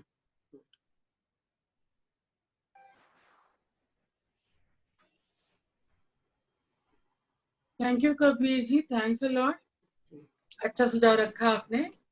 अब मैं रिक्वेस्ट करूंगी नम्रता नारायण जी से, जो कि जर्नलिस्ट हैं और टीवी डिबेट पैनलिस्ट भी हैं, कि अपने व्यूज रखें। Please Namrata ji. Thank you. एक तो सबसे पहली बात कि इस प्रोग्राम में आप लोगों ने हमें आमंत्रित किया, और सरिता जी ने जिन्होंने बताया आपके प्रोग्राम के बारे में और उन्होंने एंडोर्स किया। देखिए, अभी हमारे जितने भी जो लोग पार्टिसिपेंट्स हैं उन्होंने अपने अपने व्यूज रखे हैं। इसमें सबसे बड़ी बात जो आ रही है सामने, महिलाएं, मैं एक्चुअली टीवी पैनलिस्ट हूँ, जर्नलिस्ट हूँ, साथ में एक अपना प्रोजेक्ट रन कर रही हूँ, मैत्री एक परिचय। मतलब मैत्री एक परिचय के नाम से आप समझ सकते हो कि हमने महिलाओं की एक टीम बनाई है जहां पर महिलाएं हमारे साथ जुड़ करके अपने व्यापार को मार्केट दे सकती हैं, उनको प्रोडक्ट को सेल कर सकती हैं। सपोज कि जहां अगर आप कानपुर में बैठे हो और कानपुर के प्रोडक्ट को दिल्ली में बेचना है, एनसीआर में बेचना है, तो वो मैत्री के थ्रू कनेक्ट होकर के वो प्रोडक्ट को बेच सकती हैं। देखिए, इस पूरे सिनारियो में सबसे बड़ी समस्या जो आती है वो समस्या आ रही है मार्केट की। गवर्नमेंट के लिए भी ये चैलेंज है, बहुत सारे एनजीओ के लिए चैलेंज है, और जो इसमें काम कर रहे हैं महिलाएं जो कि माइक्रो और टाइनी बिजनेसेस जुड़ी हैं, उनको ये प्रॉब्लम बहुत ज्यादा है कि वो बिजनेस, उन्होंने मैन्युफैक्चरिंग तो कर ली। अभी हमारे एक पार्टिसिपेंट थे मिस्टर त्रिपाठी जी, वो भी बता रहे थे कि आप मास्क बनाइए। उन्होंने सुझाव तो बहुत अच्छे अच्छे दिए कि आप जैसे कि आप भगवान के कपड़े बना सकते हो, आप मास्क बना सकते हो, आप छोटी छोटी चीजें जैसे कि आप हॉस्पिटल्स में जाकर के हॉस्पिटल के जो यूनिफॉर्म ड्रेसेस होते हैं वो बनवा सकते हो। देखिए, ये है बहुत अच्छा। अब दिक्कत क्या आती है कि जो माइक्रो बिजनेस से जुड़ी लेडीज होती हैं वो या बिजनेस करें या उसकी मार्केटिंग यानी मैन्युफैक्चरिंग करें या आगे बढ़ें। उनकी सबसे बड़ी प्रॉब्लम क्या आती है? देखिए, मार्केटिंग भी एक अपने आप में बहुत बड़ा स्किल है, बहुत बड़ा एक डिपार्टमेंट है, जहां पर कि आपको पूरी ओवरऑल आपकी पर्सनालिटी होती है, तभी आप आगे जाकर के अपने प्रोडक्ट को सेल कर सकते हो। एक कॉन्टैक्ट होता है सारे। कहीं ना कहीं हमारी ये जो टाइनी बिजनेस से जुड़ी हुई लेडीज हैं, वुमेन एंटरप्रेन्योर्स हैं, वो कहीं ना कहीं इसमें थोड़ा से पीछे हैं, क्योंकि उस तरह से प्रेजेंटेशन नहीं हो पाता, उस तरह से कैरी नहीं कर सकती हैं, नेटवर्क में नहीं जा सकती हैं। जो जाते हैं उनको बिजनेस मिल जाता है, जो नहीं जा सकती हैं, महिलाएं हैं, घर है, परिवार है, बहुत सारी समस्याएं हैं। तो यहाँ पे एक बहुत बड़ा चैलेंज है। तो हम लोग यही कोशिश कर रहे हैं कि उन्हें मार्केट देने के लिए कि आप अपने प्रोडक्ट बनाओ और प्रोडक्ट हमें एंडोर्स करो, और आपके प्रोडक्ट को हम दिल्ली और एनसीआर के बड़े बड़े आउटलेट्स में हम रखवाएंगे। और हमने काम भी शुरू कर दिया है। पिछले महीने ही हम लोगों ने बहुत सारी लेडीज जैसे मट्ठी बनाती है, लड्डू बनाती हैं, बहुत सारी कुशन बनाती है, कुशन कवर बनाती हैं, अभी दिवाली के दिए हमारे को भेजे, बहुत सारे ऐसे प्रोडक्ट हैं, डोर मैट्स हैं, हमारे को भेजे। यहाँ पे देखिए बल्क डिमांड है, क्योंकि यहाँ पर बड़े बड़े स्टोर्स हैं, शॉपिंग ऑफ एंड ऑन लोग जाते ही जाते हैं अपने घर में, और ऑफ एंड ऑन जो चेंजेस हैं, सोफा कवर है, कुशन कवर है, डोर मैट्स है, ये साल में 3-4 बार इनकी परचेजिंग हो जाती है। यहाँ पे डिपेंडेंसी, फेस्टिवल डिपेंडेंसी उतनी नहीं है। यहाँ तो विंडो शॉपिंग में भी लोग इस तरह की चीजें खरीद लेते हैं। तो ऐसे डेकोरेटिव पीसेस हैं, तो ऐसी चीजें यहाँ पे ऑफ एंड ऑन शॉपिंग होती रहती है। अब क्या है कि अगर ऐसी मार्केट इनको मिल जाए तो ऑब्वियस सी बात है कि एक इन्हें सेलिंग पॉइंट मिलेगा और जहां से इनका बिजनेस फ्लरिश होगा। तो अभी तो हम लोग इसी पर काम कर रहे हैं, और मैं टीवी पर भी जाती हूँ तो यही बात बार बार कहती हूँ कि देखिए, स्किलिंग तो हमने कर ली है, अब स्किलिंग को प्लेटफॉर्म देने की जरूरत है, मार्केट देने की जरूरत है, जिसके लिए सरकार कोशिश कर रही है, और सामाजिक संस्थाओं को भी आगे आना पड़ेगा। मैं आपके माध्यम से एक चीज और बताना चाहूंगी। देखिए, अब महिलाएं क्या है, मेरी बहुत सारी महिलाओं से बातचीत होती है, अब क्या चाहती है, वो प्रोडक्ट वो चाहती है कि तुरंत प्रोडक्ट मेरा कोई खरीद ले। मेरे साथ बहुत सारी महिलाएं तो कीजिए हमारी प्रोडक्ट खरीदो। देखिए, खरीदना संभव नहीं होता है। आप समझिए कि आप मैन्युफैक्चरर हो, आपने प्रोडक्ट बनाए, अब आपका नेक्स्ट पॉइंट क्या आता है कि आप प्रोडक्ट को सेल कैसे करोगे। तो सेल करने के लिए आपको थोड़ी ना थोड़ी एंटरप्रेन्योरशिप का मतलब होता है जोखिम।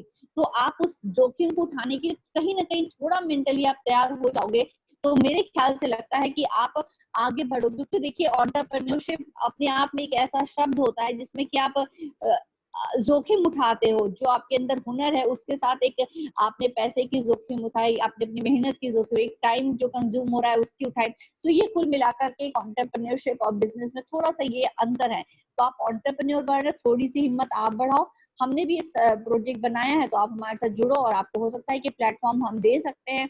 हमारे साथ सरिता जी भी जुड़ी हुई हैं, जो होम डेकोर के बिजनेस उनके थ्रू हो रही हैं और अच्छा जा रहा है दिल्ली मार्केट में। तो आप ऐसे छोटे छोटे टाइनी प्रोडक्ट भी हमें दे करके हमें लगेगा कि ये प्रोडक्ट मार्केट में निकल सकता है, हम डेफिनेटली आपके प्रोडक्ट को निकालेंगे भी, और आपको हम लोग मतलब आपके आपका सेलिंग भी बढ़ेगा, और प्लस है कि अलग अलग प्लेटफॉर्म पे आपकी पहचान भी बनेगी। जी धन्यवाद। Thank you. थैंक यू नम्रता जी, बहुत अच्छे सुझाव रखे आपने।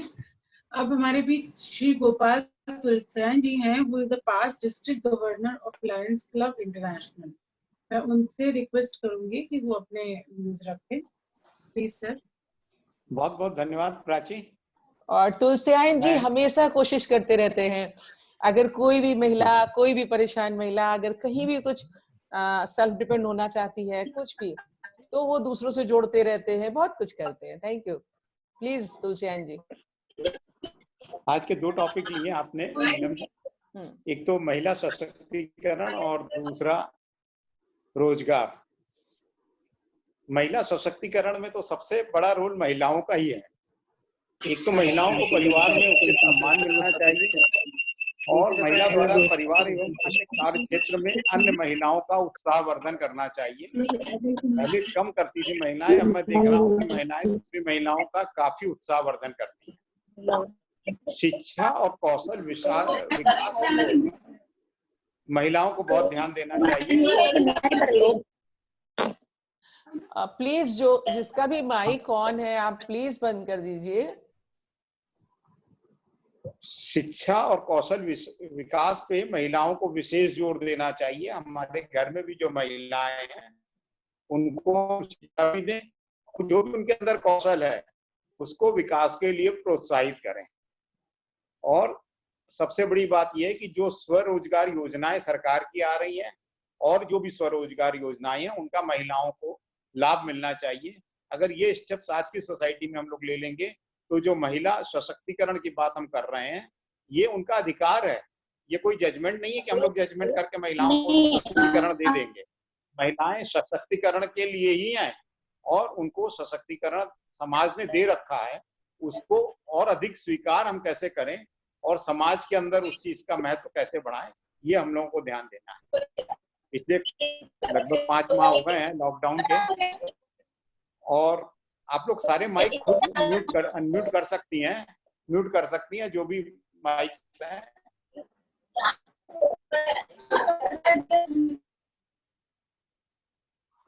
लॉकडाउन के अंदर समय का जो है वो हम लोगों को उपयोग करना चाहिए। यदि आपके पास रोजगार है तो रोजगार में करिए, यदि आपके पास समय है बच्चों को पढ़ाना है तो उसमें आप बच्चों को ज्यादा से ज्यादा पढ़ाइए, या अपना कौशल विकास करिए।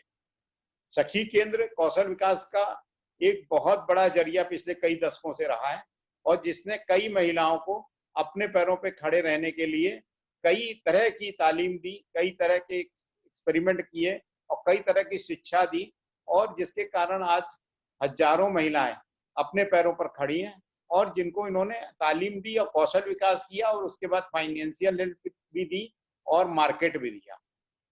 जहां तक मार्केट की बात है, हम लोगों के समाज की भी ये ड्यूटी बनती है कि इस तरह की जो भी महिलाएं चीजें बना रही हैं उनके लिए जगह जगह पर हम लोग एग्जीबिशन लगाएं, और उन एग्जीबिशन के अंदर हम लोग इन सामानों को एग्जिबिट करें, एग्जिबिट करके वो सामान ज्यादा से ज्यादा बिकवाने की कोशिश करें।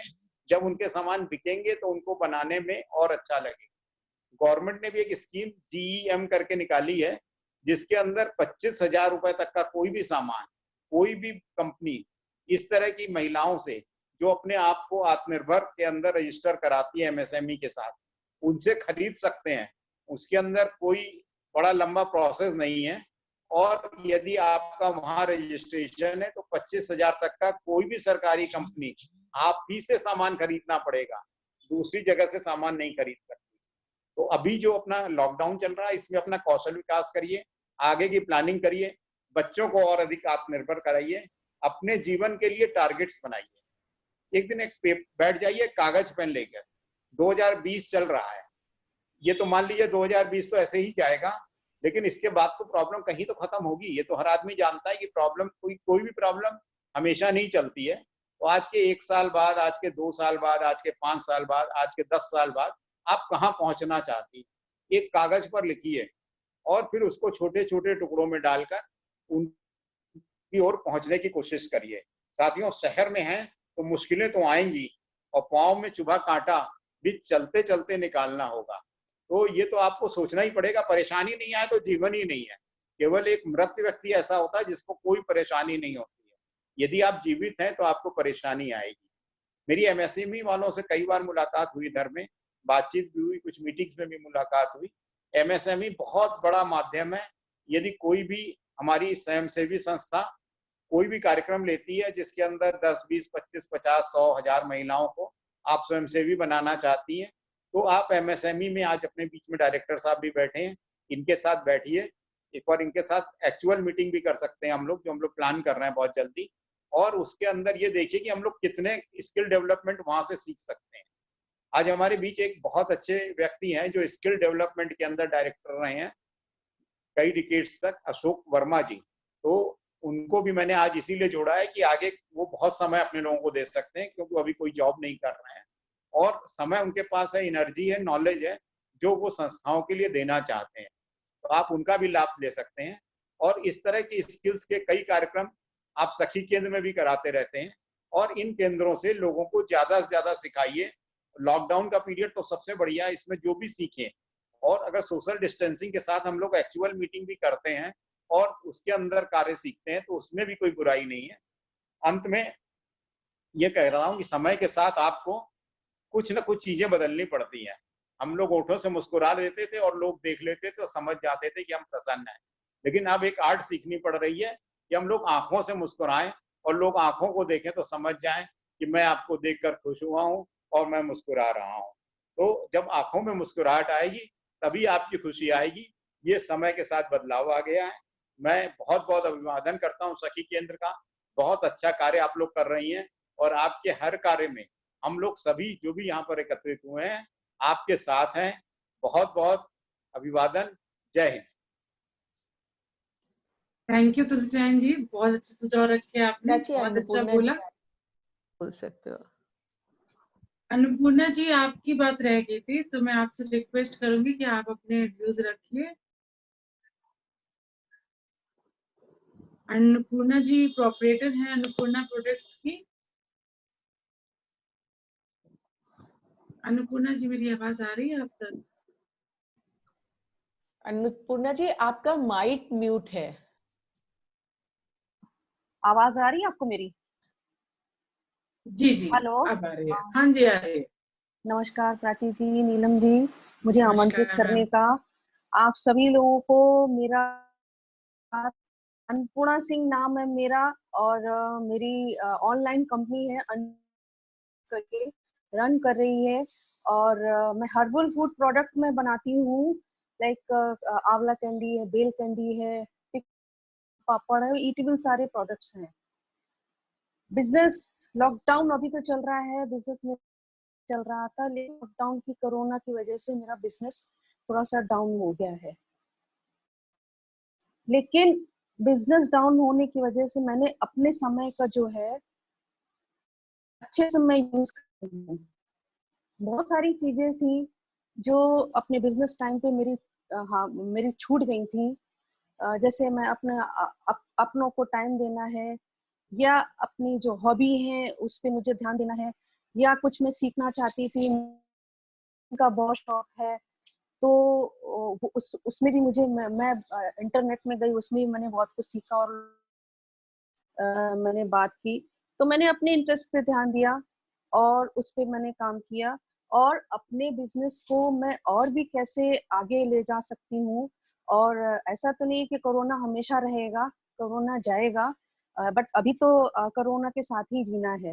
तो समय का यूज करते हुए मैंने बहुत सारी चीजें जो है वो करेक्ट की, अपने आप को टाइम दिया, क्योंकि health is my first priority और सभी का ये अधिकार कि सबसे पहले अपनी हेल्थ को ध्यान दें, क्योंकि अगर हेल्थ है तो तभी हम कुछ।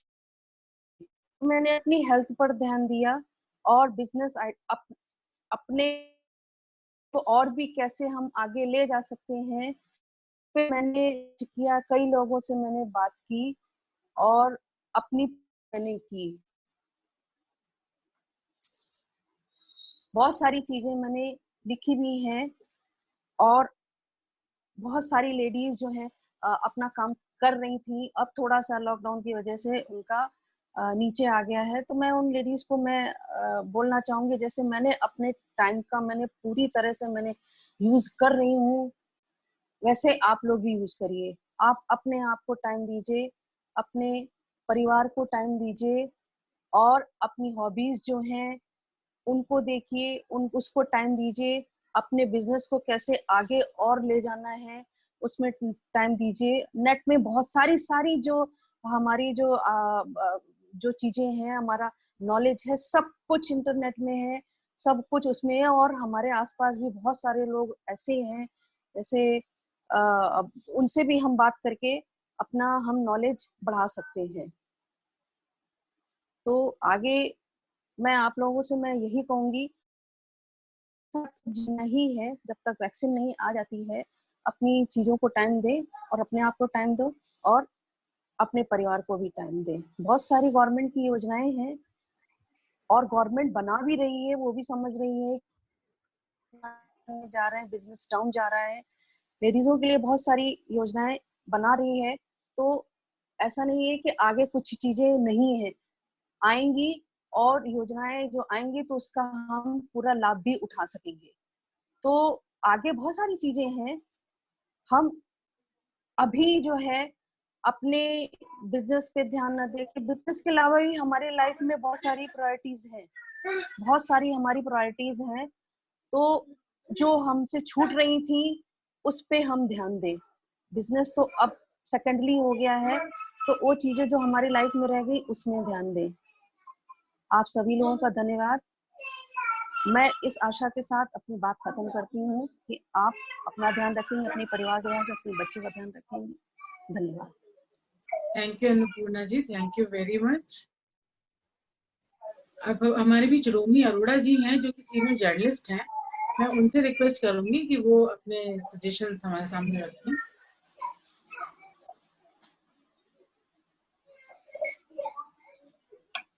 हेलो, नमस्कार प्राची, नीलम जी, बड़ा अच्छा लगा आपने बुलाया और बहुत ही अनुकूल विषय है वर्तमान परिदृश्य में। अन्नपूर्णा जी ने सबसे अच्छी बात ये की कि हम लोग जो इधर उधर बात कर रहे थे वो टॉपिक पे ले आई। देखिए, सरकार की बहुत योजनाएं हैं, बहुत सारे काम भी हो रहे हैं, लेकिन सच में बाजार नहीं है, उसका डिप्रेशन है। जिसके पति की नौकरी चली गई या जो महिला काम कर रही थी उसको अकस्मात 15 साल बाद 50 वर्ष की उम्र में निकाल दिया गया, या जिसका बच्चा अभी नौकरी करने गया था उसकी 2 साल बाद नौकरी छूट गई, ये डिप्रेशन हो गया बहुत बड़ा। ऐसे परिवार, ऐसे टूटे हुए, ऐसे बिखराव और इतने परेशान परिवार से हम ये उम्मीद नहीं कर सकते कि वो एकदम से रातों रात अपने पैरों पे खड़ा हो जाए।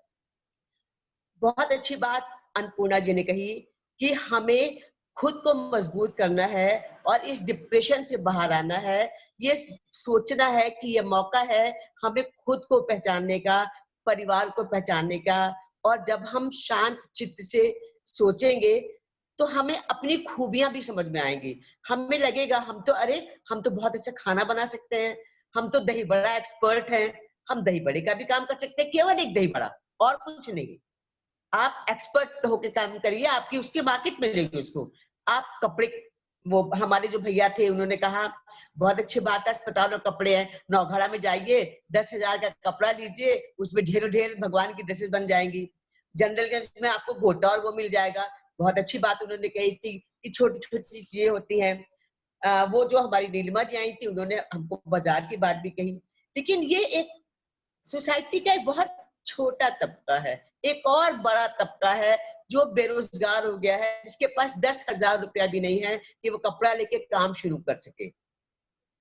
उनके लिए भी हमें सोचना पड़ेगा और उनको मॉरली बूस्ट करना पड़ेगा कि वो अचार, पापड़, चिप्स जैसे छोटे छोटे काम शुरू करें। जैसे कि नीलम जी ने शुरू में एक बार मसालों का और उसका प्रयास किया था। मैं दोबारा नीलम जी से अनुरोध करूंगी कि दोबारा एक बड़ा विस्तार से प्लेटफॉर्म दें ऐसी महिलाओं को जो अपनी छोटी छोटी विशेषताओं से बुकनू बना के पैकेट कर देना, बहुत छोटी सी चीज है। अचार बना देना और कुछ बड़े काम करने के लिए अगर आपके पास हुनर है, आप अपना स्वयं सहायता समूह बना सकती हैं, उससे आप ले सकती हैं, बैंक आपको फिनांस करता है, आपको बहुत सारी एमएसएमई की योजनाएं आपको मिल सकती हैं। अगर आप पढ़ी लिखी तो बहुत काम कर सकती हैं। अगर आप कुछ भी नहीं कर सकती हैं तो कम से कम जो महिलाएं ऐसा काम कर रही हैं उनको प्रोत्साहित करिए, उनकी बनाई हुई चीजों को खरीदिए और उनको मॉरली बूस्ट करिए, उनको डिप्रेशन से निकालिए। बहुत खराब समय है कोरोना काल में, बहुतों की नौकरियां गई हैं, डिप्रेशन बहुत ज्यादा हो गया है, लोग परेशान होकर आत्महत्या कर रहे हैं, घरेलू हिंसा बढ़ गई है और ऐसे में बहुत जरूरी है काउंसलिंग करना। सब कुछ हो जाएगा, हम सब कुछ बना लेंगे, हम बेच भी लेंगे, हमें सरकार मदद भी कर देंगे, लेकिन हम अपना चित्त तो शांत रखें, हम अपने घर में तो शांति ला पाए। हमारा पति जो बाहर से काम कर रहा था बैठ गया आके, जो अहमदाबाद में काम करने फैक्ट्री में गया था, वो कानपुर में मजदूरी नहीं ढूंढ पा रहा है। मनरेगा का 65% हिस्सा 5 महीनों में खत्म हो गया है। लोगों को नहीं काम मिल रहा, मजदूरी नहीं मिल रही है। हमें उनके लिए भी सोचना है। सरकार की भी सीमित चीजें हैं, एक दायरे हैं, हमको कुछ बनाना है और खुद कुछ खरीदना भी है। हमें एक सर्कुलेट करना है एक पूरा बाजार का सिस्टम, क्योंकि महिला ही बनाती है, महिला ही खरीदती है और महिला समाज की, देश की अर्थव्यवस्था में बहुत बड़ा योगदान दे सकती है। मेरा ये विचार है। अच्छा लगा जो अभी यादव जी ने कहा, जो अनिल जी ने बहुत ही अच्छी यूजफुल चीजें रखी, छोटी छोटी चीजें हैं। केवल यही नहीं, आपके घर में अगर गमले हैं, आप पौधे बना के नर्सरी भी बना सकती हैं। आप पौधे बेचिए, आजकल फूल लगाने का बड़ा फैशन है लोगों में। छोटी छोटी पौध बना के बेचिए, केवल 10-10, 15-15 रुपए की छोटे छोटे कंटेनर में बेच दीजिए। घर एक इंटीरियर डेकोरेशन का भी आप काम कर सकती हैं।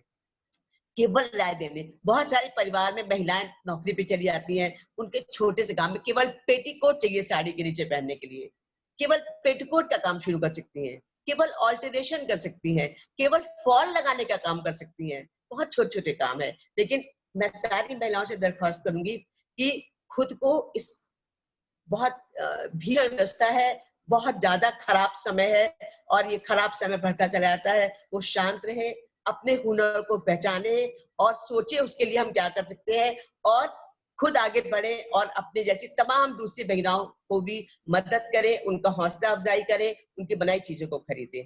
धन्यवाद। थैंक यू रोमी जी, आपने बहुत अच्छे सुझाव दिए, स्पेशली काउंसलिंग वाला। काउंसलिंग की बहुत जरूरत है वाकई में इस समय ऐसे डिप्रेशन के माहौल में। अब मैं रिक्वेस्ट करूंगी विजय भक्ति शुक्ला जी, जो कि एमएसएमई से हैं, कि वो अपने सजेशंस रखें। प्लीज विजय जी।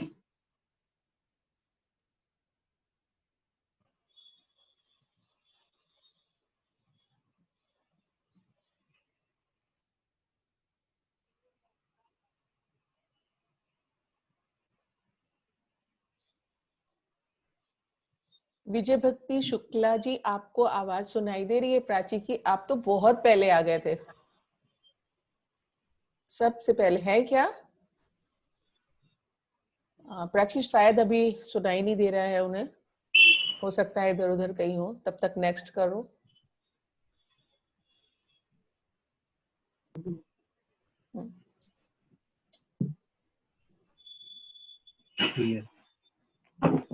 हाँ, हमारे बीच सरिता द्विवेदी जी हैं, जो कि प्रोप्रिएटर हैं अनमोल गिफ्ट हाउस की।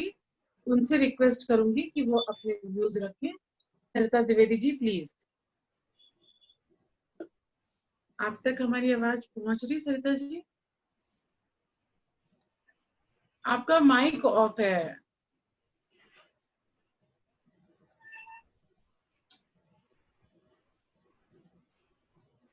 हेलो, आवाज आ रही है? हेलो। हाँ आ रही है आवाज आपकी। प्राची जी, नीलम, आवाज आ रही है? आ रही है। जी जी आ रही है, बिल्कुल आ रही है। आप सभी को मेरा नमस्कार। और मैं नीलम जी को बहुत बहुत थैंक्स कहूंगी कि आज उन्होंने इस प्लेटफॉर्म पे हम लोगों को बुला के ऐसे मौका दिया है अपनी बात कहने का। और इस सबके साथ में आज हमारे हिंदी दिवस है। आप सभी को हिंदी दिवस की बहुत बहुत शुभकामनाएं। और जैसा कि इतनी देर से सुन रही हूँ कि रोजगार के लिए बहुत सारी बातें हुई हैं और हमारे MSME हमारे डायरेक्टर साहब बैठे हुए हैं, तो हम लोग कानपुर में इस मामले में तो बहुत ही लकी रहे हैं कि हमारा ये डिपार्टमेंट तो हमेशा से बहुत अच्छे लोग, पहले शुक्ला जी थे, उनसे भी बहुत सपोर्ट मिला है। मैं बहुत सालों से जुड़ी हूँ, लेकिन कुछ चीजें ऐसी हैं जो मैं देख रही हूँ कि हम जा तो रहे हैं वहाँ MSME, पर बात भी होती है, काम भी हो रहे हैं, पर वो प्लेटफॉर्म जो मिलना चाहिए, जो हमारा प्रोडक्ट बनता है, उसके बाद में हम उसको कहाँ बेचें। प्रोडक्ट तो बहुत बन रहे हैं, स्कीमें तो बहुत आ रही हैं, मगर उसको कितना असली में उसका कौन फायदा उठा पा रहा है, इसकी बहुत बड़ी ये समस्या है। क्योंकि मेरे पास गांव में जमीन थी, मैंने बहुत बार मैं MSME गई, और हमारे यादव सर इस समय सुन रहे हैं तो मैं उनसे ये रिक्वेस्ट करूंगी कि हमारी शुक्लागंज के पास जमीन है, मैंने बहुत कहा था कि मुझे कोई भी ऐसा बिजनेस मुझे बताइए जिससे मैं गांव के लोगों को काम दे सकूं। आज वहाँ पे इतने बुजुर्ग लोग हैं, उनके बच्चे दुबई भाग गए हैं, कोई बॉम्बे चले गए, कोई कहीं चले गए। इस समय जरूर वो कोरोना में घर वापस आए हैं, बाकी उनको कोई पानी देने वाला भी नहीं। मैंने उन लोगों को कह रखा है कि मैंने अपने गांव में लोगों को काम दिया हुआ है, लेकिन कि मैं तुमको काम दूंगी। मैं जिस दिन भी कोई प्रोजेक्ट समझ में आता है, हम आप लोगों को यहाँ पे रोजगार देंगे, महिलाओं को भी, पुरुषों को। तो हमारी यही आपसे रिक्वेस्ट है यादव सर से, जैसा कि अभी तुलसीराम सर ने भी बोला है कि आप लोग एक अपना एक पेपर में लिखिए कि आपका एम क्या है, कि आपको करना क्या है। पर हम लिख भी लेते हैं, हम महिलाओं को समझा भी देते हैं। इस समय कोरोना जैसी बीमारी में हम आज जिंदा हैं, तो बहुत बड़ा यही गॉड गिफ्ट है हमारे लिए कि हम कुछ कर सकते हैं।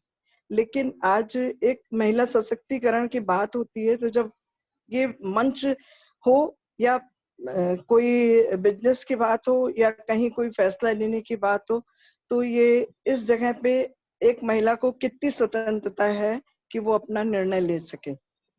तो ये कहने की बात है, आज भी 40 से 50% महिलाएं अपने घर को संभालने के बाद में शिक्षित होते हुए भी वो घर में रह रही, यानी कि आधा ज्ञान अभी भी घर में पड़ा है। मैं ये नहीं कहती कि महिला पढ़ी लिखी महिला ही घर बनाती है, अनपढ़ महिलाएं जो हैं वो जो घर चला सकती हैं, शायद मेरे अंदर वो चीज नहीं है। पर वो बड़ी पापड़ कुछ भी बनाना है, पर वो कहाँ लेके जाए, कहाँ बेचे।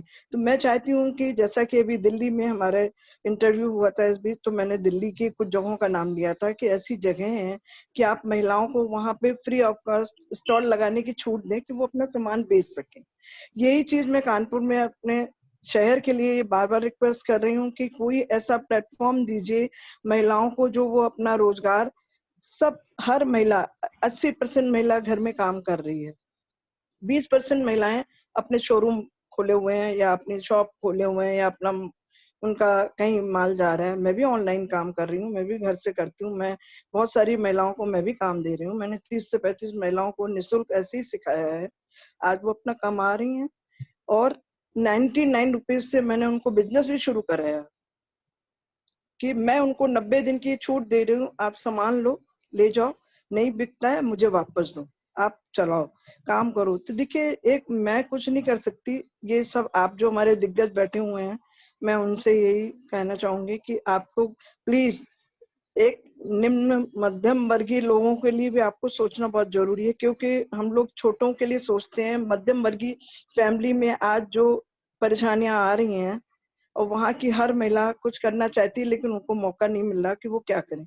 ऐसे कोई महिला घर से बाहर नहीं जा सकती। और हमारे इस चीज के लिए देखिए, महिला को अगर आप आगे नहीं बढ़ाएंगे तो हमारा देश आगे नहीं बढ़ेगा। हमारे वर्तमान प्रधानमंत्री जी का भी यही कहना था कि अगर हमें भारत को आगे बढ़ाना है तो महिला को पहले शक्तिकरण में, पहले महिला को हमें आगे बनाना, सशक्त बनाना है। तभी वो महिला जब घर से निकलती है ना, वो अपना परिवार चलाती है, वो गांव चलाती है, वो व्यापार चलाती है, वो व्यवहार चलाती है। तो शायद मैं कुछ ज्यादा बोल गई हूँ, मुझे नहीं समझ में आ रहा, लेकिन मेरा मन में बहुत अधिक पीड़ा है कि आज जो आस पड़ोस में अपने लोगों की तकलीफ देख रही हूँ कि वो लोग के पास सामान है, वो कहाँ बेचे जाके।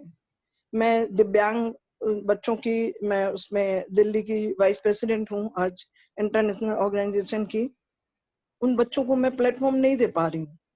जबकि दिल्ली कोर्ट में हमने जगह जगह बात की है कि उन बच्चों को जो उनका सामान बना हुआ है, आप लोग प्लीज आप ही लोग खरीदो तो उनके घर में रोटी तो चले। और रही कोरोना की बात, तो देखिए कोरोना में बहुत कुछ हमने खोया, बहुत कुछ पाया भी है, और बहुत लोगों को जिनके घर से जो लोग चले गए उनको बहुत तकलीफ भी हुई है। लेकिन आज हमको खुद को जानने के लिए, खुद को जानने के लिए जो टाइम मिला है, तो हम उससे किसी और को काम दे सकते हैं, किसी और की जिंदगी बना सकते हैं। तो हमें ये विचार करना चाहिए। और इसी तरह के जैसे कि आज नीलम जी ने प्रोग्राम रखा है, तो ये तो हमारी कानपुर की शान है, पर देश विदेश में भी इनका नाम है। तो मैं नीलम जी से यही कहूंगी कि आप आज आपने ये वेबिनार में जो टॉपिक रखा था, तो हमारे अनिल भाई ने, यादव जी ने, तुलसियान जी ने, रोमी जी ने, नम्रता ने, जैसे सभी ने अपने विचार दिए कि आप लोग कैसे काम कर सकते हैं, कैसे बढ़ा सकते हैं। तो नीलम जी, आपसे हमारी यही एक रिक्वेस्ट है कि आप इन सब चीजों पे एक विचार करिएगा। तो जैसा भी हो, आपको अगर लगता है कि हमें इसके लिए बैठ के मीटिंग करनी होगी, तो जरूर आप बुलाएं हमको। Thank you so much. Thank you एक सरिता नारी जी। सब पे भारी। Thank you Sarita ji. Thank you Sarita ji, आपने बहुत सही बात रखी कि जो मध्यम वर्गीय सबसे ज्यादा समय सफर कर रहा है। लोअर क्लास के लिए भी लोग सोच रहे हैं, अपर क्लास तो चल ही रहा है, लेकिन जो मिडिल क्लास है वो सबसे ज्यादा सफर कर रहा है। तो हमारे बीच अब रति जी हैं, जो अभ्युदय दिल्ली में जनरल सेक्रेटरी हैं। मैं उनसे रिक्वेस्ट करूंगी कि अपने व्यूज रखें। Please Rati ji.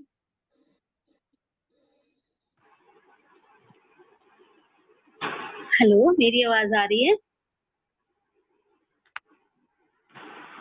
हेलो, मेरी आवाज आ रही है? हाँ रति आ रही है, बोलो। जी, आदरणीय सभी साथियों को जिंदाबाद। मुझे बहुत खुशी हो रही है, नीलम जी ने आज मुझे आप सबके बीच में इंट्रोड्यूस किया। आप सभी का फिर से मैं धन्यवाद कहती हूँ। और मेरा नाम रति है। मैं पिछले 15 साल से दिल्ली की महिलाओं के साथ रोजगार के सवाल पे काम कर रही हूँ। इसमें 2-3 चीजें मुझे बहुत मतलब पॉजिटिव लगी, और वो होनी भी चाहिए। निराशा तो हमारे पास जिंदगी में हमेशा ही रहती है। आज ये कोरोना हो गया, इससे पहले डेंगू था, इससे पहले कुछ और बीमारी थी, कुछ ना कुछ तो रहता है। तो इसको हमको अपने ऊपर हावी नहीं होने देना चाहिए। ये चीज सबके पास है, चाहे वो गरीब है, चाहे वो अमीर है, चाहे वो मध्यवर्गीय है। मगर एक चीज जो हमारी अभी साथी ने बोला कि फेसबुक पे जैसे कोई कहता था कि गरीबों के लिए भी सोचा जा रहा है, ये कॉर्पोरेट के पास भी कुछ पैसा है, मध्य वर्गीय के लिए कोई भी नहीं सोच रहा है। तो मैं इसको जरूर क्लिक कर देती थी, मैं इस उम्मीद के साथ कि सही बात है, हम लोगों के लिए तो किसी ने डाला तो मैं भी उसको लाइक कर देती थी। तो मध्य वर्गीयों के लिए तो बहुत बड़ी समस्या हो गई है कि उनके पास कोई रोजगार है ही नहीं। जो पुरुष लोग करते थे उनके पास भी आधे से ज्यादा खत्म हो गए।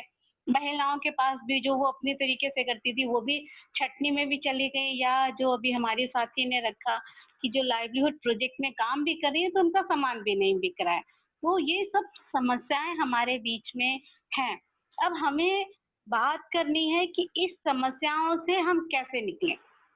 हमारे साथियों ने ये भी रखा कि है सरकारी उम्मीदें भी हैं, कुछ रोजगार के लिए ट्रेनिंग भी है, पैसा भी है, फंड भी है, सेल्फ हेल्प ग्रुप के लिए भी है।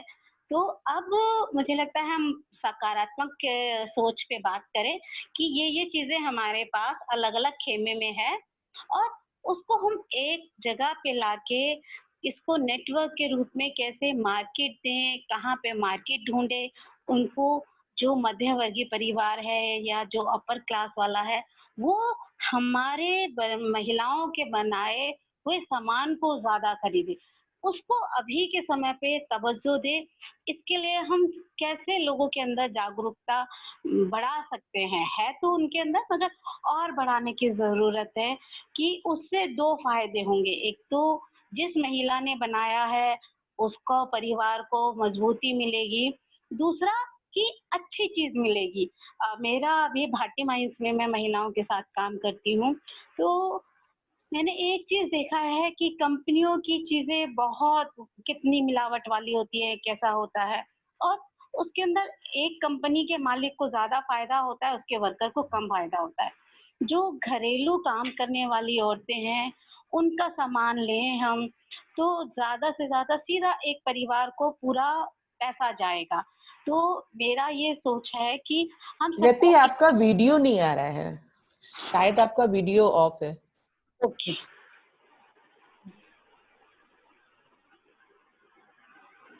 जी आ गया जी। तो बस मेरा यही लग रहा है, हर जगह निराशा की ही बातें सुनने को मिलती है। तो मुझे अभी अपने इस मंच से सभी साथियों से यही रिक्वेस्ट कर रही हूँ कि अब हम सकारात्मकता की तरफ बात करें। ये सबको पता है कोरोना क्या है, इसमें क्या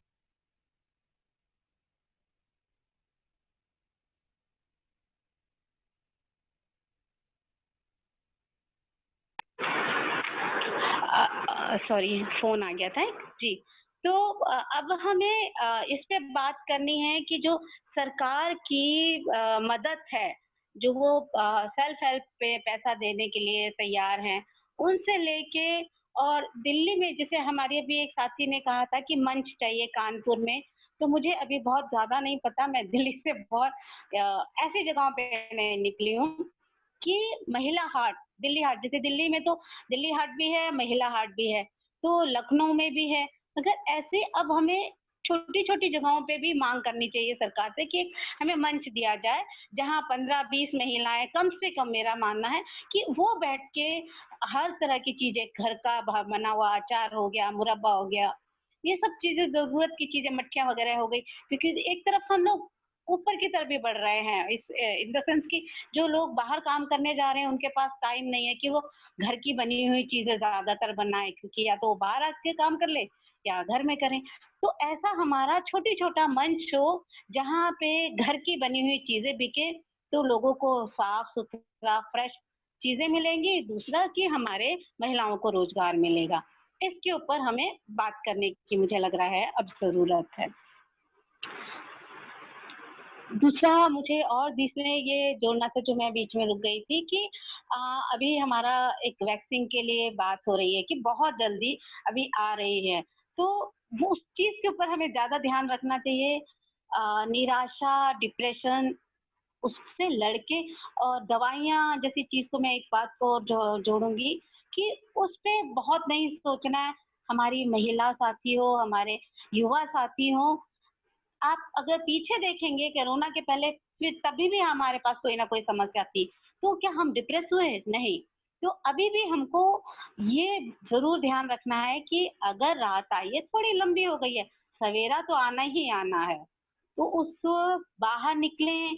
अपने अंदर, हमारे अंदर बहुत सारे हुनर हैं, अपने सहेली, अपने साथी, अपने आंटी, अपनी दीदी, सबसे बात करें कि मेरे मन में ये विचार आ रहा है, आप बताइए इसको कैसे करना। अपने अंदर दर्द को, अपने अंदर दुख को ना रखें और एक दूसरे से चर्चा करें। इस पे ज्यादा जरूरत है बात करने की। सरकार की मैं कुछ ऐसे ही बात रखना चाह रही हूँ, मुझे नहीं मालूम कितना प्रैक्टिकल में होगी, कि जैसे सेल्फ हेल्प के थ्रू गवर्नमेंट हमको मदद करती है, तो उसमें हमको ग्रुप बना के, सिंगल महिला को दिक्कत हो सकती है, मगर ग्रुप अगर हम बनाए 12-20 के और उसके थ्रू जाएं, तो सरकार एकदम मदद करने के लिए खड़ी है, तैयार है, और वहां से लेके ये सामान बनाया जा सकता है और ये बेचा भी जा सकता है।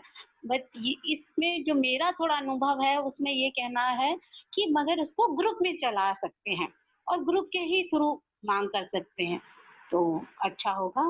मुझे यही बात रखनी थी। धन्यवाद। थैंक यू रति। हम लोगों ने एक बहुत बड़ा प्रपोजल बनाया था कानपुर में महिला हाट के लिए, और चुन्नीगंज में एक जमीन भी मिलने वाली थी। ये था कि गवर्नमेंट के साथ जुड़ के हम लोग करेंगे।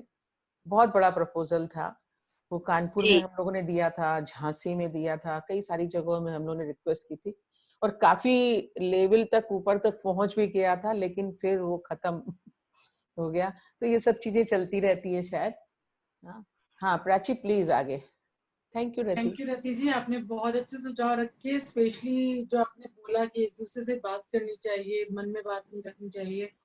हाँ, इस समय हमको बहुत जरूरत है एक दूसरे से बात करने की और एक दूसरे को समझने की और एक दूसरे की हेल्प करने की। प्राची जी, मैं एक बात रखना चाह रहा हूँ। अभी नीलम जी बता रहे थे जी जरूर। एग्जीबिशन के लिए आपने बहुत प्रयास किया है, क्या वजह है रुक गया? आप महिला के लिए या एक नॉर्मल एग्जीबिशन के लिए जो भी आर्ट के लिए अगर कोई ऐसा लग रहा है आपको कि कोई गवर्नमेंट स्पेस है जहां एग्जीबिशन हो रही करते हो, शहर में भी हो, तो उसके लिए रिनोवेशन के लिए भी हम लोगों ने पहले पूरे 75 जिलों में या पूरे देश में हम लोगों ने प्रयास किया था भारत सरकार की तरफ से, लेकिन कोई भी प्रपोजल हमारे खास करके यूपी से नहीं आया। वो हमारे सारे जो हमारे जो डीआई ऑफिस है, सारे डिस्ट्रिक्ट जो कमिश्नर हैं अपने उद्योग के, सबको लिखा भी गया था, बट कोई भी प्रपोजल नहीं आया था। हम लोग उस समय 10 लाख रुपए रिनोवेशन के लिए दे रहे थे। अभी बीच में जब ये कोरोना काल का ही समय था, उसी समय उसके उसके पहले थोड़ा सा हम लोगों ने उद्यम समागम किया था हर जिले में।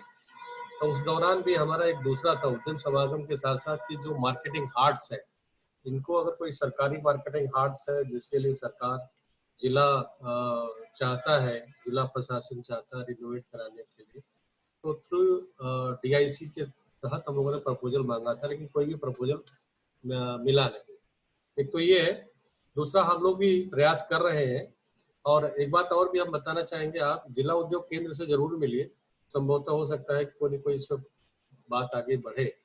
जहाँ भी आप खोलना चाह रहे हैं आप जरूर प्रपोजल रखिए, हो सकता है कुछ न कुछ आगे बढ़ेगा। और हम लोग भी कोशिश कर रहे हैं कि कहीं न कहीं एक एग्जीबिशन के लिए बनना चाहिए। वैसे तो हमारी स्कीम में जरूर है, लेकिन अभी आप ये एक्चुअली सेल्फ हेल्प ग्रुप है, एनजीओ है, क्योंकि उसके लिए एसोसिएशन चाहिए, महिला एसोसिएशन चाहिए जो उसमें गोल्ड रेटिंग का उनके पास वो होना चाहिए अपना QCI से।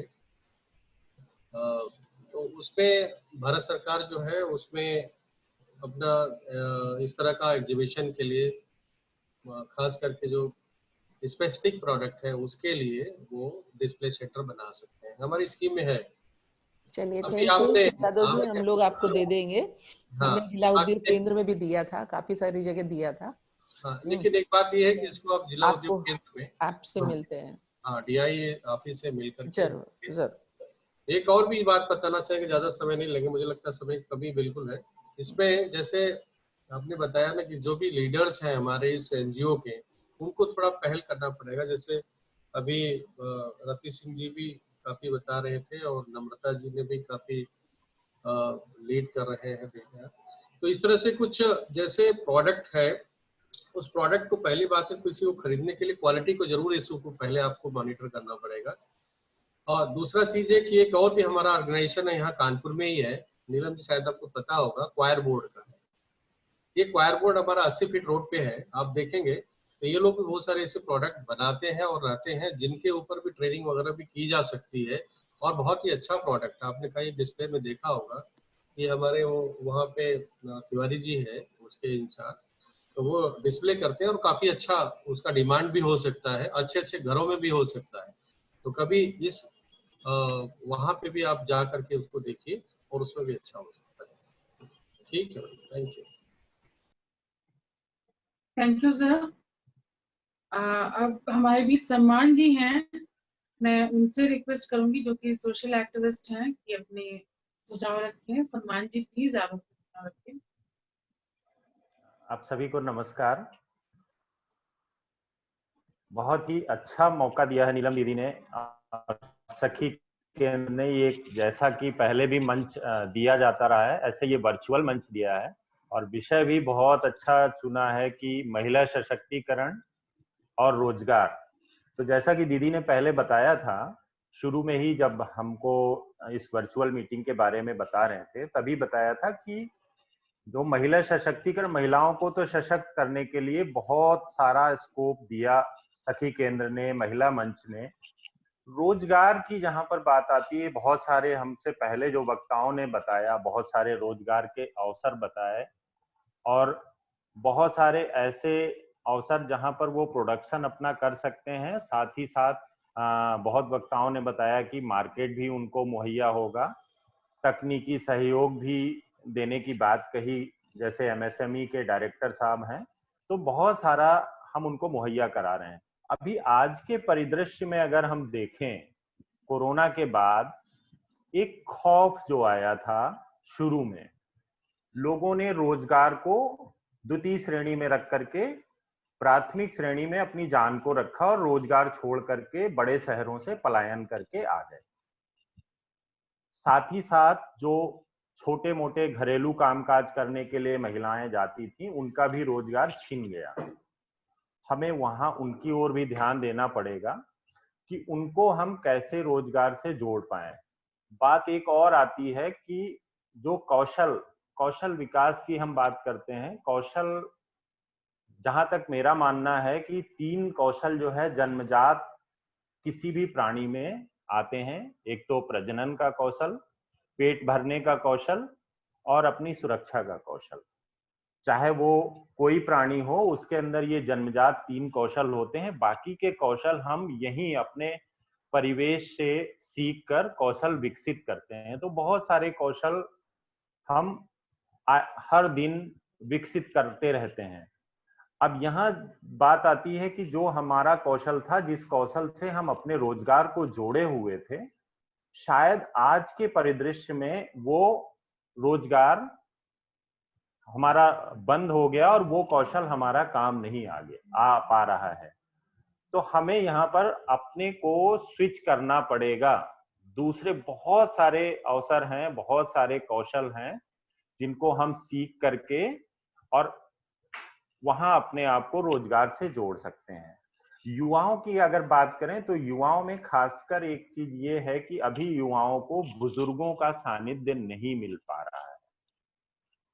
बुजुर्गों का सानिध्य ना मिल पाने की वजह से युवा जो है, एक तो ऐसा माहौल कोरोना काल का, दूसरा उनका रोजगार का छिनना, तीसरी चीज उनका अपने उसी कौशल के अनुरूप रोजगार को खोजना। कई सारी चीजें हैं, इस वजह से वो डिप्रेशन में जा रहे हैं। तो डिप्रेशन में जा रहे हैं। अगर घर में कोई बुजुर्ग हुआ करते थे पहले जो संयुक्त परिवारों में, तो बुजुर्गों से हमें बहुत हौसला मिलता था। आज भी अगर बुजुर्ग नहीं है आपके आसपास, आपके परिवार में, तो अच्छे दोस्त बनाइए। डिप्रेशन से निकलने का बहुत ही अच्छा रास्ता है, सकारात्मक सोचिए। यही वक्त हमेशा नहीं रहने वाला है। बहुत सारी हमसे पहले जो है बहुत सारे वक्ताओं ने बहुत सारे सुझाव दिए हैं। तो ये वक्त हमेशा नहीं रहने वाला है, ये ऐसा सोच करके। दूसरी चीज ये है कि जैसे जब हम रोजगार में थे, दिनचर्या को व्यवस्थित रखते थे, उसी तरह की दिनचर्या अगर हम घर में भी हैं तो भी हमें वही दिनचर्या को व्यवस्थित रखना है। व्यवस्थित रखते हुए अगर दिनचर्या व्यवस्थित होगी तो बहुत कुछ डिप्रेशन से हम बच सकते हैं। साथ ही साथ ये जो आत्मिक जागरूकता के लिए हमें योगा, मेडिटेशन ये करना चाहिए और नए कौशल को सीखने में हमें समय देना चाहिए। नए कौशल को सीखने के लिए बहुत अच्छा अवसर है। जब हम जॉब में होते हैं शायद हमको मौका नहीं मिल पाता है। तो मेरा सभी से यही गुजारिश है कि हमारे आसपास ऐसे जो भी लोग हैं उनको संबल दें, आत्मिक संबल दें, उनको उनके हौसले को बढ़ाएं, जिससे कि वो डिप्रेशन से निकल कर अपने अंदर और कौशल विकसित करके अपने आप को रोजगार से जोड़ सकें। और लास्ट में मुझे यही कहना है, कदम चूम लेती है खुद आके मंजिल, गर मुसाफिर अपनी मंजिल ना, गर मुसाफिर कदम चूम लेती है खुद आके मंजिल, गर मुसाफिर अपनी हिम्मत ना हारे, गर मुसाफिर अपनी हिम्मत ना हारे। धन्यवाद। थैंक यू सम्मान जी, बहुत अच्छी बात रखी आपने। अब हमारे बीच अशोक कुमार वर्मा जी हैं जो कि बिजनेसमैन हैं, उनसे मैं रिक्वेस्ट करूंगी कि अपने सुझाव दें। प्लीज अशोक कुमार वर्मा जी।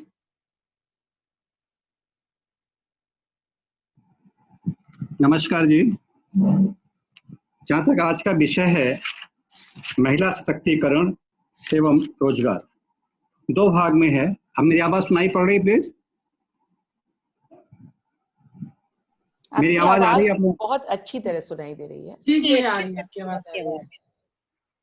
जहाँ तक अभी हम लोगों ने अपने पूर्व वक्ताओं को सुना, सब लोगों ने वुमेन एम्पावरमेंट के लिए बात किया और उसमें हर जगह बात की गई, कौशल की बात की गई, स्किल डेवलपमेंट की बात की गई। भारत सरकार के पास एक अलग से मंत्रालय है, ministry of skill development and entrepreneurship. पहले ये मंत्रालय देखा जाएगा ये पोर्शन अगर मिनिस्ट्री ऑफ लेबर और एम्प्लॉयमेंट के अंदर होता था, परंतु 2015 के बाद इसको अलग से जो उनका ट्रेनिंग का पोर्शन था मिनिस्ट्री ऑफ लेबर का, उसे जो है मिनिस्ट्री ऑफ स्किल डेवलपमेंट में ला दिया गया और कि महिलाओं को किस तरह से आत्मनिर्भर बनाया जाए, स्वावलंबी बनाया जाए, किस तरह से अपना रोजगार कर सकें। तो ये 1978 में SIDA Swedish international development agency थी और ILO इंटरनेशनल लेबर ऑर्गेनाइजेशन, उसके संयुक्त साथ में मिलकर के योजना बनाया भारत सरकार ने, किस तरह से महिलाओं को देश की मुख्य धारा के साथ जोड़ा जाए। और इसी कड़ी में क्योंकि सबको स्किल डेवलपमेंट के लिए ट्रेनिंग चाहिए, सबको बनाने के लिए, आगे बढ़ाने के लिए, उसके लिए भारत सरकार ने अपना खुद का नेशनल ट्रेनिंग इंस्टीट्यूट के नाम से अपने संस्थान खोल रखे हैं। 35 संस्थान पूरे भारतवर्ष में हैं, इसमें 19 संस्थान केवल महिलाओं के लिए हैं। हम लोग बात कर रहे हैं अभी, जैसे त्रिपाठी जी ने बोला कि हम लोग जैसे छोटे छोटे लेवल पे मास्क बना सकते हैं, भगवान के ड्रेसेस बना सकते हैं, तो ऐसी चीजें हैं। लेकिन जितनी भी चीजें हम बनाएं, उसकी जब तक उस स्वीकारता नहीं रहेगी मार्केट के अंदर, वह उतना कार्यशील नहीं रहेगा, उतना उपयोगी नहीं रहेगा। जो ये संस्थान हैं, जितने भी हैं नेशनल स्किल ट्रेनिंग इंस्टीट्यूट्स हैं, इनकी सहायता ली जा सकती है। नेशनल स्किल डेवलपमेंट कॉर्पोरेशन है, क्योंकि स्किल डेवलपमेंट केवल एक विभाग का, एक मंत्रालय का काम नहीं है। मैं खुद भी था मिनिस्ट्री के अंदर। 2008 के अंदर लगभग 19 मिनिस्ट्री जोड़े गए थे स्किल डेवलपमेंट के कार्य के लिए, जिसमें उद्देश्य था कि 2022 तक जो है हम पूरे स्वावलंबी बन सकें और देश को जो है स्किल कैपिटल बनाया जा सके। और मैं यही कहना चाहूँगा, जितनी हम बातें कर रहे हैं, कई जगह ट्रेनिंग की बात आती है कि लोग अपना फीस पेमेंट नहीं कर सकते। मैं चाहूँगा कि यहाँ पे स्टेट के जो प्रतिनिधि हैं, स्टेट स्किल डेवलपमेंट मिशन है यूपी में, अलीगंज ITI के अंदर ही उनका कार्यालय है, उनके निदेशक को इन्वाइट किया जाए। स्किल डेवलपमेंट का जो क्षेत्र है, इनके जो डायरेक्टर्स हैं या चीज़ें हैं, उनको बुलाया जाए, क्योंकि कई व्यवसाय हैं, लगभग 113 व्यवसाय ऐसे हैं जिसमें ट्रेनिंग प्रदान की जा रही है। और जहाँ तक नेशनल स्किल डेवलपमेंट कॉर्पोरेशन की है, उसमें आप ट्रेनिंग करवा रहे हैं अगर, तो ट्रेनिंग के पैसे भी मिलेंगे आपको। और ट्रेनिंग आप कर रहे हैं, ट्रेनिंग निःशुल्क होती है इसकी। तो अगर नेशनल स्किल डेवलपमेंट कॉर्पोरेशन के लोगों को बुलाया जाए तो उनसे काफ़ी मार्गदर्शन मिलेगा। दूरदर्शन ने भी कई प्रोग्राम दिया है। शनिवार के दिन हमारे ख्याल से दूरदर्शन प्रोग्राम कहता है आपकी बात, और शनिवार को DD दूरदर्शन जो उर्दू है, DD उर्दू के ऊपर वहाँ पे नौजवान हिंदुस्तान कार्यक्रम आता है, जहाँ बताया जाता है कि कहाँ स्कोप है, कहाँ संभावनाएं, कहाँ पे किस तरह से आत्मनिर्भर बनाया सकता है, कौन से स्किल इनके लिए उपयोगी होगी, उसकी उपयोगिता किस किस क्षेत्र में होगी। क्योंकि हमारे खुद भी, जब मैं नोएडा में भी था, हमारा पिछला जो असाइनमेंट था नोएडा में था, मैं रिटायर अभी जल्दी ही हुआ हूँ, मैं वहाँ प्रिंसिपल था, जॉइंट डायरेक्टर। तो वहाँ पे दूरदर्शन ने करीब 4 वीडियो बनाई हुई है इसके ऊपर, नौजवान हिंदुस्तान के ऊपर, बेसिक कॉस्मेटोलॉजी के ऊपर बनाई गई है कि जो आप देखा जाए जगह जगह ब्यूटी पार्लर खोले गए हैं। ये बहुत बड़ा जरिया है रोजगार के लिए, स्वावलंबी बनाने के लिए। तो उसमें अवसर हैं, ड्रेस मेकिंग में अवसर हैं, सीविंग टेक्नोलॉजी में अवसर हैं, इंटीरियर डेकोरेशन में अवसर हैं। देखा जाए तो हम लोग जहाँ ट्रेनिंग करवाया तो वहाँ करीब 22 व्यवसाय ऐसे थे जहाँ ट्रेनिंग करवाई जा रही है। क्योंकि महिलाओं के सम्मति में देख रहा हूँ इस ग्रुप में जितनी भी हैं स्वरोजगार से जुड़े हुए, और आज हम बात भी कर रहे हैं, वुमेन एम्पावरमेंट की बात कर रहे हैं, तो महिलाओं के एजुकेशन की बात है। तो यहाँ पे अपेक्स इंस्टीट्यूट कह लीजिए, अगर भारत सरकार का अगर है, national skill training institute for women Noida में है, बहुत बड़ा इंस्टीट्यूट है। यहाँ पे मैं चाहूँगा कि जो लोग अगर इस क्षेत्र से जुड़ना चाह रहे हैं, प्रशिक्षण देना चाह रहे हैं या रोजगार में हैं, वहाँ एक बार जाके विजिट करें, वहाँ की मशीनें देखें, वहाँ पे कि जो भी उद्योगों में मशीनें लगाई गई हैं उस तरह की मशीनें हैं, उस तरह की ट्रेनिंग दी जाती है। सिलाई तो सभी को आती है, तो जब तक हमारे सिलाई के अंदर हमारे जो प्रोडक्ट क्वालिटी के प्रोडक्ट नहीं रहेंगे, हम मार्केट में बेच नहीं पाएंगे उन्हें, क्योंकि अब जमाना आ गया है जीरो डिफेक्ट के लिए। जब तक उसमें जीरो डिफेक्ट नहीं रहेगी कोई एक्सेप्ट नहीं करेगा। और जहां तक रही रिस्क की बात है, एंटरप्रेन्योरशिप की बात करी जा रही है, भारत सरकार का इंस्टीट्यूट भी एंटरप्रेन्योरशिप के लिए निस्बत है वहाँ यहाँ पे भारत सरकार का, जो कि नोएडा में ही है, जो national institute for entrepreneurship and small business development. वहाँ पे चीजें सिखाई जाती है बनाने के लिए। मान लीजिए अगरबत्ती बनाना है या अचार बनाना है या ड्रेसेस बनाना है, इलेक्ट्रॉनिक्स के काम करने हैं, उन चीजों को वहाँ सिखाया जाता है। कार्यक्रम चलते रहते हैं जगह जगह। और मैडम सिन्हा जी वहाँ के डायरेक्टर हैं, उनको भी बात किया सकता है। उनके अगर नंबर चाहिए, मोबाइल और उनके ईमेल आईडी चाहिए तो मैं दे सकता हूँ उन चीज़ों को। तो मैं यही चाहूँगा कि हम लोगों को मिलकर प्रयास करने वाली बात है। जहाँ तक कानपुर हाट की बात चल रही है, काफ़ी उपयोगी होगा। प्रशिक्षण के दौरान ही हम लोगों ने केवल 2 दिन का मेला लगाया था, जो बच्चों ने हमारे खुद सीखा था, वहाँ पे चीज़ें, घरेलू चीज़ें बनाई और उसको बेचा। 2 दिन के अंदर बच्चों ने जो है 1,60,000 का सामान बेच लिया था। केवल बेचना उनका उद्देश्य नहीं था कि वो बेचें, प्रॉफिट कमाएं, केवल ये था कि उनके अंदर किस तरह से एंटरप्रेन्योरशिप की चीजें भरी जाएं। कि अभी जो बात की जा रही है कि भाई, जहाँ तक मैडम राय ने बात किया था, नोटा राय ने जी बात किया था, भाई बनाना तो अच्छा है, आप बना लोगे, लेकिन मार्केटिंग कैसे की जाएगी? तो उसके अंदर जो एंटरप्रेन्योरशिप के गुण हैं, उन सब चीजों के बारे में ही बताना पड़ेगा। आजकल जैसे बढ़ रही है डोमेस्टिक वायलेंस की घटनाएं बढ़ रही हैं, साइबर क्राइम की बढ़ रही हैं, डिप्रेशन की चीजें बढ़ रही हैं, तो इसमें भी जरूरत है कि हम लोगों को साथ में जुड़ करके हमारी जो बहनें हैं या और भी लोग जो जुड़े हुए हैं, जो इन चीजों से जूझ रहे हैं, उनको कम से कम एक कंसल्टेंसी दिया जाए, प्रोवाइड किया जाए, जिससे कि वो इन चीजों से बाहर निकल सकें, अपने परिवार को देख सकें, समाज को देख सकें। धन्यवाद। Thank you Ashok ji. Thank you Ashok ji, आपने काफी इंपॉर्टेंट कॉन्टेक्ट्स दिए। पक्का हम इनसे फ्यूचर में कनेक्ट करेंगे और हमें बहुत खुशी होगी उनको इनवाइट करते हुए। और अब हम रिक्वेस्ट करेंगे अमित वाजपेयी जी से, जो कि एमएसएमई से हैं, कि प्लीज आए अपने सुझाव रखें।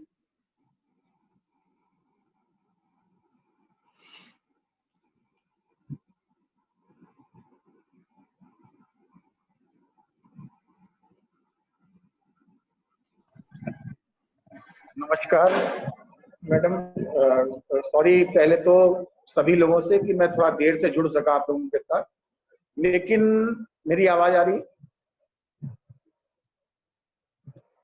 आवाज आ रही है अच्छे से। देखिए, मेरा अपना जो व्यक्तिगत मानना है, मैं काफी समय से सखी केंद्र के साथ जुड़ा हुआ हूँ और मैंने पाया है कि आप लोग काफी अच्छे से काम कर रहे हैं और हम लोगों ने भी सुझाव दिए कि समय समय पे जो भी महिलाएं हैं उनको स्किल की व्यवस्था दी जाए। अभी जैसे कि बात हो रही थी कि हम जो महिलाओं के द्वारा सामान बनाया जा रहा है उसकी स्वीकार्यता कम क्यों है, जो सामान्य छोटे ग्रुप्स के रूप में बनाया जाता है। उसका मूल कारण क्या होता है कि जो भी हम ये प्रोडक्ट बनाते हैं, उस प्रोडक्ट में वो क्वालिटी पे हम फोकस नहीं कर पाते हैं और उन प्रोडक्ट्स को जब हम मार्केट पे ले जाना चाहते हैं, जो एग्जीबिशंस पे ले जाना चाहते हैं, उसकी जानकारी हमारे ग्रुप्स के पास नहीं है। जैसे कि अभी यादव साहब हमारे बता रहे थे, हमारे डायरेक्टर साहब, कि हमने डिस्ट्रिक्ट उद्यम समागम किए थे अभी लास्ट ईयर, पूरे प्रदेश में किए थे। उसमें काफी ग्रुप्स थे जिन्होंने अपने प्रोडक्ट को शोकेस किया और बहुत अच्छे लेवल पे उनको मार्केट मिली। अभी सरिता द्विवेदी मैडम हैं, उनको भी मार्केट ऐसे ही मिली। वो बहुत छोटे लेवल पे काम कर रही थी, लेकिन जब उन्होंने IITF में अपने आप को पार्टिसिपेट किया और जब इस तरह के बड़े प्लेटफॉर्म्स मिले, तब उनको लाभ मिला। लेकिन हमें जो सबसे मूल जो आवश्यकता है, स्किल डेवलपमेंट की भी जहां बात होती है, हमें जो स्किल मिले वो क्वालिटी स्किल मिले। सबसे इंपॉर्टेंट है क्वालिटी स्किल। काम आज जो ट्रेनिंग इंस्टीट्यूट्स की जहां जहां बात होती है, वहां पे हम क्या ट्रेनिंग उस क्वालिटी या उस स्टैंडर्ड की दे पा रहे हैं, सबसे पहली चीज हमें उस पर फोकस करना होगा। उसके लिए ट्रेनिंग इंस्टीट्यूट्स को भी अच्छा होना पड़ेगा और जो पार्टिसिपेंट्स पार्टिसिपेट कर रहे हैं उनको भी अच्छा होना पड़ेगा, दोनों को अच्छा होना पड़ेगा। फिर सेकेंड फेज कि अब हम उसके, जब हमने स्किल मिल गया तो हम उसको अपने एंटरप्राइज में कैसे कन्वर्ट करें। तो उसके लिए MSME DIs हैं, वहां पे इंटरप्राइज डेवलपमेंट सेंटर है, कंट्रोल रूम है, डिस्ट्रिक्ट इंडस्ट्रीज सेंटर है, DIC है, इन सब जगहों से जाके आपको इंटरेक्ट करना पड़ेगा। उसके लिए सखी केंद्र बहुत अच्छा ब्रिज हो सकता है, बहुत अच्छा ब्रिज हो सकता है। उसके बाद इसके साथ जब भी इस तरह के कार्यक्रम हो, उसमें बैंकर्स को भी ऐड किया जाए कि वो छोटे छोटे प्रोजेक्ट्स को फंडिंग कर सके, लोन दे सके। गवर्नमेंट की स्कीम्स हैं, उन स्कीम्स के अंतर्गत दे सके, तो जो महिलाएं हैं उनको सस्ते ब्याज पर लोन मिल सकेगा। अब इंटरप्राइज तैयार हो गया, अब हमें प्रोडक्ट बेचना। तो सबसे पहली चीज है हमें क्या प्रोडक्ट चाहिए। पहली चीज हमें मार्केट को देखना पड़ेगा कि हमें प्रोडक्ट क्या चाहिए। बहुत सारे ऐसे प्रोडक्ट्स हैं जो कि आज हमारे घरों में जो पहले कभी बना करते थे आज नहीं बनते। महिलाएं आजकल की महिलाएं, मध्यम वर्ग की महिलाएं, मध्यम वर्ग की भी, पहले जो उच्च वर्ग, अब मध्यम वर्ग की महिलाएं भी वो काम नहीं कर पा रही। पहले आप ये समझिए, चाहे वो बड़ी हो, चाहे वो पापड़ हो, चाहे वो कैंडल मेकिंग हो, छोटे छोटे काम है, बहुत आसानी से किए जा सकते हैं। हर घर में उसकी आवश्यकता है, हर घर, बस हमें अपने एक नेटवर्किंग को बनाना है, वो सारे ग्रुप्स को मिलके प्रोडक्ट को बनाना है, उसकी ब्रांडिंग करनी। सबसे इंपॉर्टेंट चीज है ब्रांडिंग। और जब किसी चीज के साथ एक कोई ब्रांड लगा होता है तो उस प्रोडक्ट को बहुत अच्छे लेवल पे आप उसको मार्केट कर पाते। एक बार यदि किसी के ऊपर टैग लगा है, जैसे कि सखी केंद्र कोई काम कर रहा है, एक टैग लगा है, आप देखिए आप लोग एग्जीबिशन हर साल लगाते हो, इस साल ड्यू टू एनी कॉज नहीं लगा पाए, आप बिग बाजार में लगाते हो, कितनी अच्छी मार्केट मिलती है वहां पे आपको। आपने क्या अनुभव नहीं किया? लेकिन यदि उस प्रोडक्ट के साथ एक ब्रांड कर दिया जाए, उस प्रोडक्ट को बेचने के साथ एक ब्रांड दे दिया जाए, एक लोगो दे दिया जाए, कि उसको IPR के साथ जोड़ दिया जाए, उसमें कोई ट्रेडमार्क दे दिया जाए, जिससे कि हमें लगे हम एक जो कंज्यूमर है, कस्टमर है, उसको वो महसूस हो कि ये प्रोडक्ट अच्छा ही होगा। तब हम उस प्रोडक्ट को बड़े बड़े जो भी मॉल्स हैं उनमें भी उसको शोकेस कर सकते हैं और उनके माध्यम से भी इनको बेच सकते हैं। इस तरह के प्रोडक्ट को हम लोग कोई कंपनी बनाकर, सेक्शन 8 कंपनी बनाकर CSD के थ्रू भी बेच सकते हैं, डिफेंस में सप्लाई कर सकते हैं। और ऐसा नहीं कि मार्केट नहीं है, मार्केट को हमें खोजना पड़ेगा। ये कोरोना काल ने हमें बहुत कुछ सिखाया है, हमें इससे सीख के इससे लाभ लेना पड़ेगा। मैं तो अपनी वाणी को यहीं से विराम दूंगा। यदि कुछ और भारत सरकार की स्कीम्स की बात हो, तो यादव साहब अभी बता रहे थे मार्केटिंग हार्ट की। मार्केटिंग हार्ट में सर आपको मैं बता दूं कि यदि आप लोग थोड़ा सा इनिशिएटिव ले लो तो इन उद्यमियों के लिए आप जो है नई एक हार्ट को डेवलप कर सकते हो। उसमें भारत सरकार की तरफ से 50% की ग्रांट है। 1 करोड़ रुपए तक के प्रोजेक्ट पे यदि राज्य सरकार 50 लाख तक का प्रोजेक्ट दे दे और 50 लाख केंद्र सरकार से लेके आप उसको भी डेवलप कर सकते हो, और उसके माध्यम से, और ये नहीं सिर्फ एक जिले में नहीं, हर जिले में इसको कर सकते हो। तो इस तरह से आप उसकी मार्केटिंग की भी समस्या का समाधान कर सकते हो। मैं चाहूंगा कि आप लोग इन सारी चीजों का लाभ उठाएं। धन्यवाद। Thank you Amit ji. Thank you. आपने देखा था कि हम लोग जो हार्ट लगाते हैं हर बार, उसमें 80% वो महिलाएं होती हैं जो विक्टिम से अचीवर बनी होती हैं, और उनके अंदर बहुत अंदर से जोश भी होता है। तो ये हम लोग बहुत सालों से लगा रहे हैं, और इसीलिए हम लोगों ने एक बड़ा कॉन्सेप्ट दिया भी था। और हमें उम्मीद है, एक्चुअली यादव जी के साथ अभी उस तरह से बातचीत बैठ के नहीं हो पाई है, जबकि काफी बार हमारी फोन पे बात हुई, और हमें उम्मीद है कि हम आप और MSME सब मिलके बहुत कुछ कर सकते हैं, कई जिलों में कर सकते हैं। बिल्कुल बिल्कुल बिल्कुल, मोस्ट वेलकम मैडम, कभी भी आप लोग आइए, आप लोग इस स्कीम का बिल्कुल बिल्कुल बिल्कुल। Thank you. और MSME हम देखते हैं कि हमेशा सहयोग की भूमिका करता है।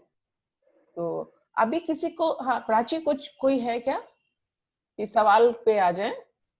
नहीं, मैं कह रही थी, अमित जी से कह रही थी कि हाँ, हम लोग को भी यही लगता है, वी बिलीव कि जो ब्रांडिंग और क्वालिटी है वो बहुत मस्ट है और वो होनी ही चाहिए, तभी आप किसी से कम्पिटिट कर सकते हो। तो ये आपने बहुत अच्छा सुझाव रखा। प्राची मैम, बिल्कुल आपको ब्रांडिंग पे बहुत फोकस करना पड़ेगा। बहुत बिल्कुल, क्योंकि इसीलिए हम लोग जो सखी हाट रखते हैं, हमेशा ब्रांडेड चीजों से हम लोग भी कम्पिटिट करते हैं। तो ये चीज तो हम लोगों ने भी ऑब्जर्व की है कि हाँ, ब्रांडिंग और क्वालिटी मस्ट है।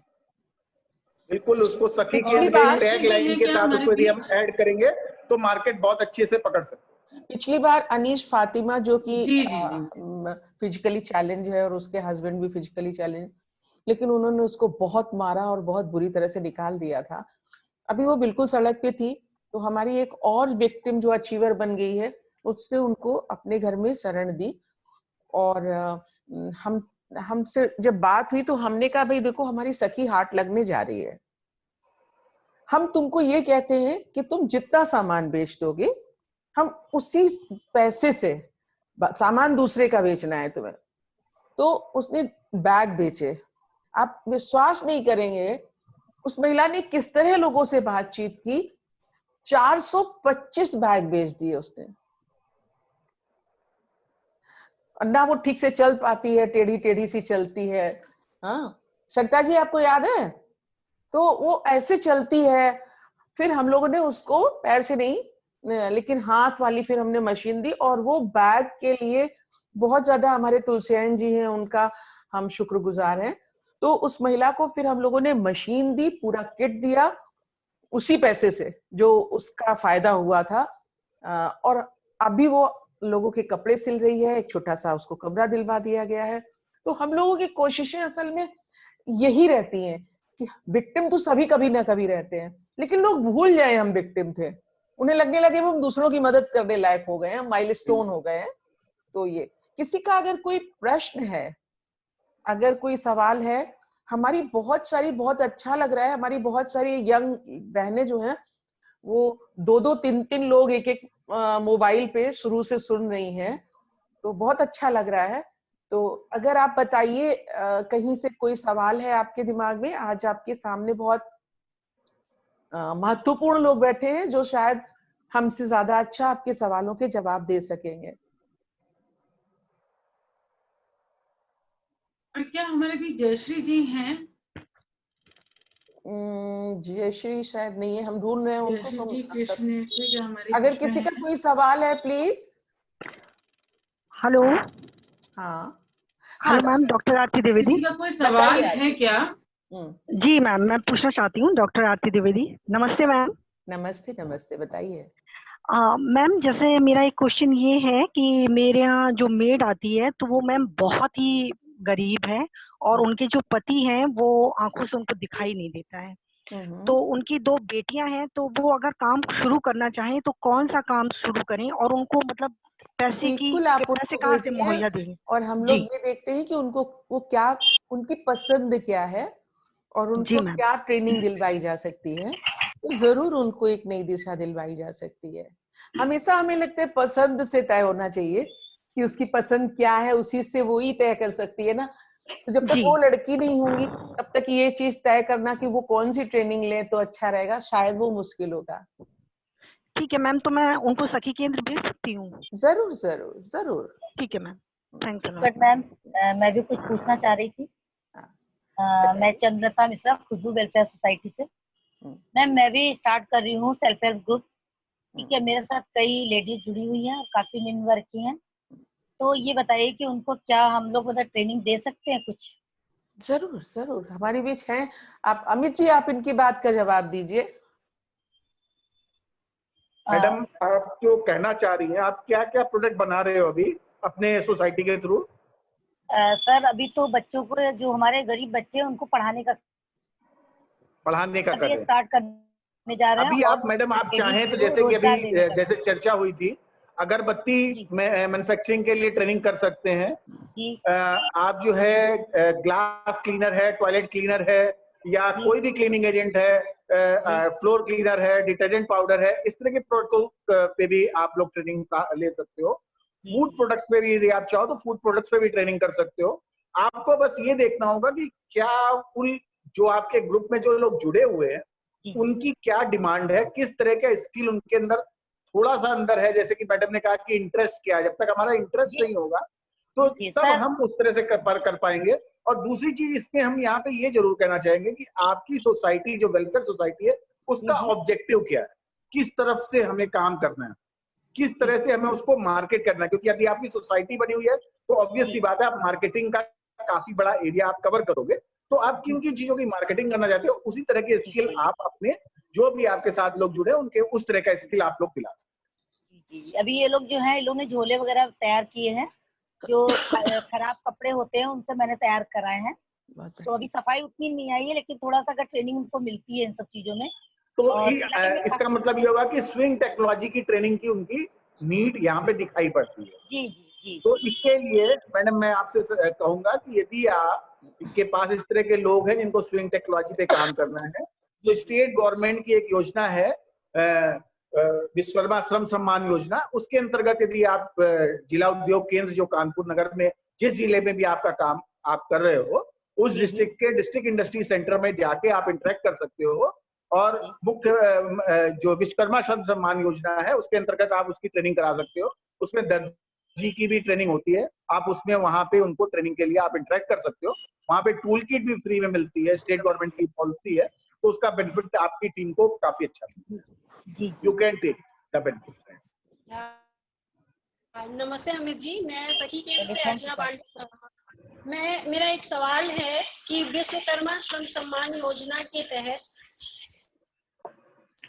हम लोगों ने काफी महिलाओं को हलवाई का, ब्यूटिशियन का और सिलाई के फॉर्म भरवाए थे DIC से संपर्क करके, बट उसमें से ज्यादातर लोगों का आया ही नहीं है और वो महिलाएं फोन कर करके हम लोगों से पूछती हैं कि मैम हमारा कब नाम आएगा, क्या है। तो एक तो इसका कोई टारगेट है या क्या है ये? नहीं मैडम, इसके लिए मैं क्लैरिफिकेशन दे रहा हूँ। इसके लिए मैडम एक तो टारगेट होता है कि कितने लोगों को ट्रेनिंग देनी है, एक तो पहली चीज ये है। लेकिन यदि आपको ऐसा महसूस होता है कि उन लोगों को ट्रेनिंग दिलाया जाना नितांत आवश्यक है, तो आप जिला उद्योग केंद्र में उपायुक्त महोदय हैं या सहायक आयुक्त महोदय हैं SP यादव साहब, आप उनसे संपर्क कर लें और एक बार जरूरत हो तो मैडम से बात करा दें, नीलम मैम से। तो आई थिंक उन लोगों को कंसीडर करके वो लोग ट्रेनिंग का लिए प्लान बिल्कुल करेंगे। सर इसी से जुड़ा हुआ एक और सवाल है कि आपके यहाँ से MSME से ही हम लोगों ने वॉशिंग पाउडर और इसका जब ट्रेनिंग हुआ था, तो एक लेडी है, निधि है हमारी विक्टिम, वो सुन भी रही है, टेक्निकल प्रॉब्लम की वजह से वो क्वेश्चन नहीं कर पा रही है। कोई नो प्रॉब्लम। नहीं था, सीखा था पूरा और अभी वो काम शुरू करना चाहती है, तो उसके लिए उन्हें इनिशियल स्टेज पे क्या करना होगा? सबसे पहले वॉशिंग पाउडर के लिए देखिए, सबसे पहला काम तो ये कि उन्होंने काम सीख लिया, अब उनको काम करना है, तो उसके लिए सबसे पहले जरूरत है धन की आवश्यकता है। तो पहले तो उन्होंने जो कार्य सीखा उस कार्य के लिए कितने धन की आवश्यकता है, जिससे न्यूनतम से न्यूनतम कितने धन पे काम हो सकता है। यदि वो न्यूनतम से न्यूनतम धन आप पहले इस निर्धारित कर लें, क्योंकि यदि आप, मैं यहाँ पे फिर बहुत ही क्लैरिटी से बोलना चाहूंगा, भले मैं सरकारी मंच से बोल रहा हूँ, कि यदि आप लोन लेके अपना व्यवसाय करते हैं तो आप अपने व्यवसाय में 10% लॉस से आप बिजनेस स्टार्ट करते हो। क्यों? क्योंकि आपको इंटरेस्ट तो देना ही है। यदि आपने लोन लिया है तो इंटरेस्ट आपको देना है, और पहले शुरुआती ही चरण में आपको 10% नुकसान से भी आप व्यवसाय करेंगे तो आपको सफलता में थोड़ी दिक्कत हो सकती है। और हमको शुरू में बहुत अच्छा कस्टमर बेस भी नहीं मिल पा, तो कस्टमर बेस यदि अच्छा चाहिए तो छोटे लेवल पे काम करें और छोटे नेटवर्क बनाते हुए बड़े पे जाएं, और फिर बैंक के पास यदि लोन के लिए जाएंगे तो लोन भी आसानी से मिल जाएगा और आपका व्यवसाय भी बहुत अच्छे से बढ़ जाएगा, क्योंकि मार्केट आपके पास ऑलरेडी थोड़ी सी एश्योर्ड है। तो उनको सबसे पहले ये तय करना होगा कि छोटे से छोटे लेवल पे कितने से काम शुरू हो सकता है, उतने धन की व्यवस्था स्वयं या बैंक के माध्यम से, बैंक की कई योजनाएं हैं, राज्य सरकार, भारत सरकार की भी कई योजनाएं हैं, उनका लाभ ले। लेकिन सब जो कि उनको ट्रेनिंग के दौरान बताया भी गया है, लेकिन यदि नहीं जानकारी तो कभी भी हमारे संस्थान पे आके वो उनकी जानकारी ले लें। लेकिन सबसे पहले ये निर्धारित करें कि न्यूनतम कितने धन से अपना काम शुरू कर सकते। Okay sir, thank you. Okay, thank you. और कोई प्रश्न है किसी का?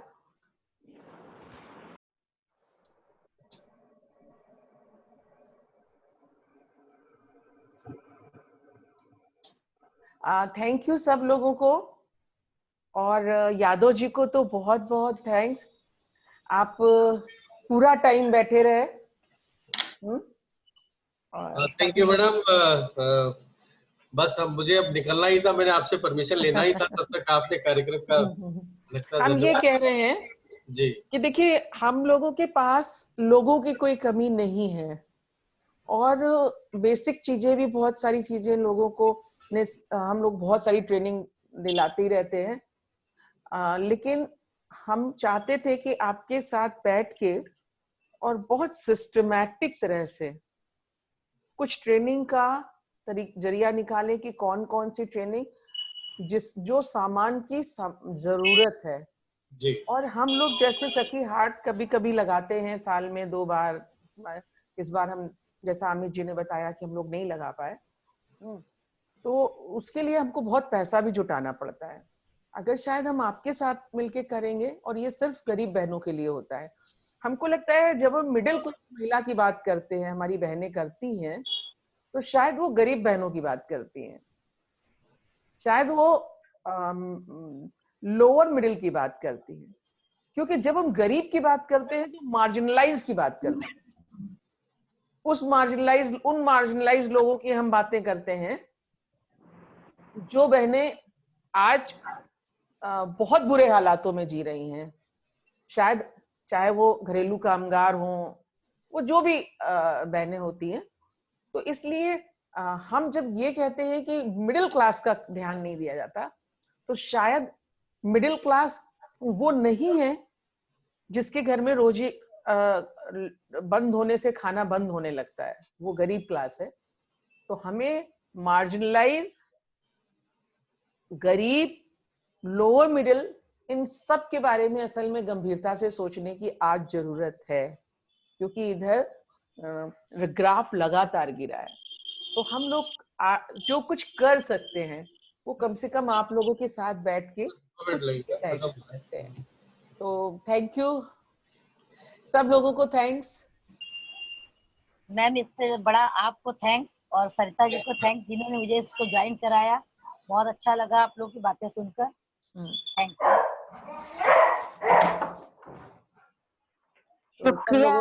जी मैं आपको बाद में फोन करूंगी, बहुत अच्छा लगा है। आप जरूर, सब लोगों को बहुत बहुत थैंक्स, बहुत थैंक्स। अमित जी आपको भी सम्मान, आपको, अशोक जी को, सब लोगों को, रोमी को, कबीर हैदराबाद से उसने ज्वाइन किया, सब लोगों को बहुत अच्छी वेबिनार रही है और बहुत ज्यादा इम्पोर्टेंट लोगों ने इसमें हिस्सा लिया। मैं सबकी शुक्रगुजार हूँ और आप लोगों ने बहुत अच्छे से, बहुत सरल शब्दों में अपनी बातें रखी, और मैं उम्मीद करती हूँ फ्यूचर में हम सब मिलकर साथ में कुछ आगे गरीब बहनों के लिए, मिडिल क्लास के लिए कुछ कर पाएंगे। Thank you Prachi, thank you. तो यहीं पे हम thank you, thanks to you for being there. Thank you Neelam ji, thank you Annapurna ji, thank you. सब लोगों को बहुत बहुत थैंक्स। सब लोगों ने पूरा 2 घंटे अपने दिए और बहुत फ्रूटफुल बातचीत हुई। Thank you.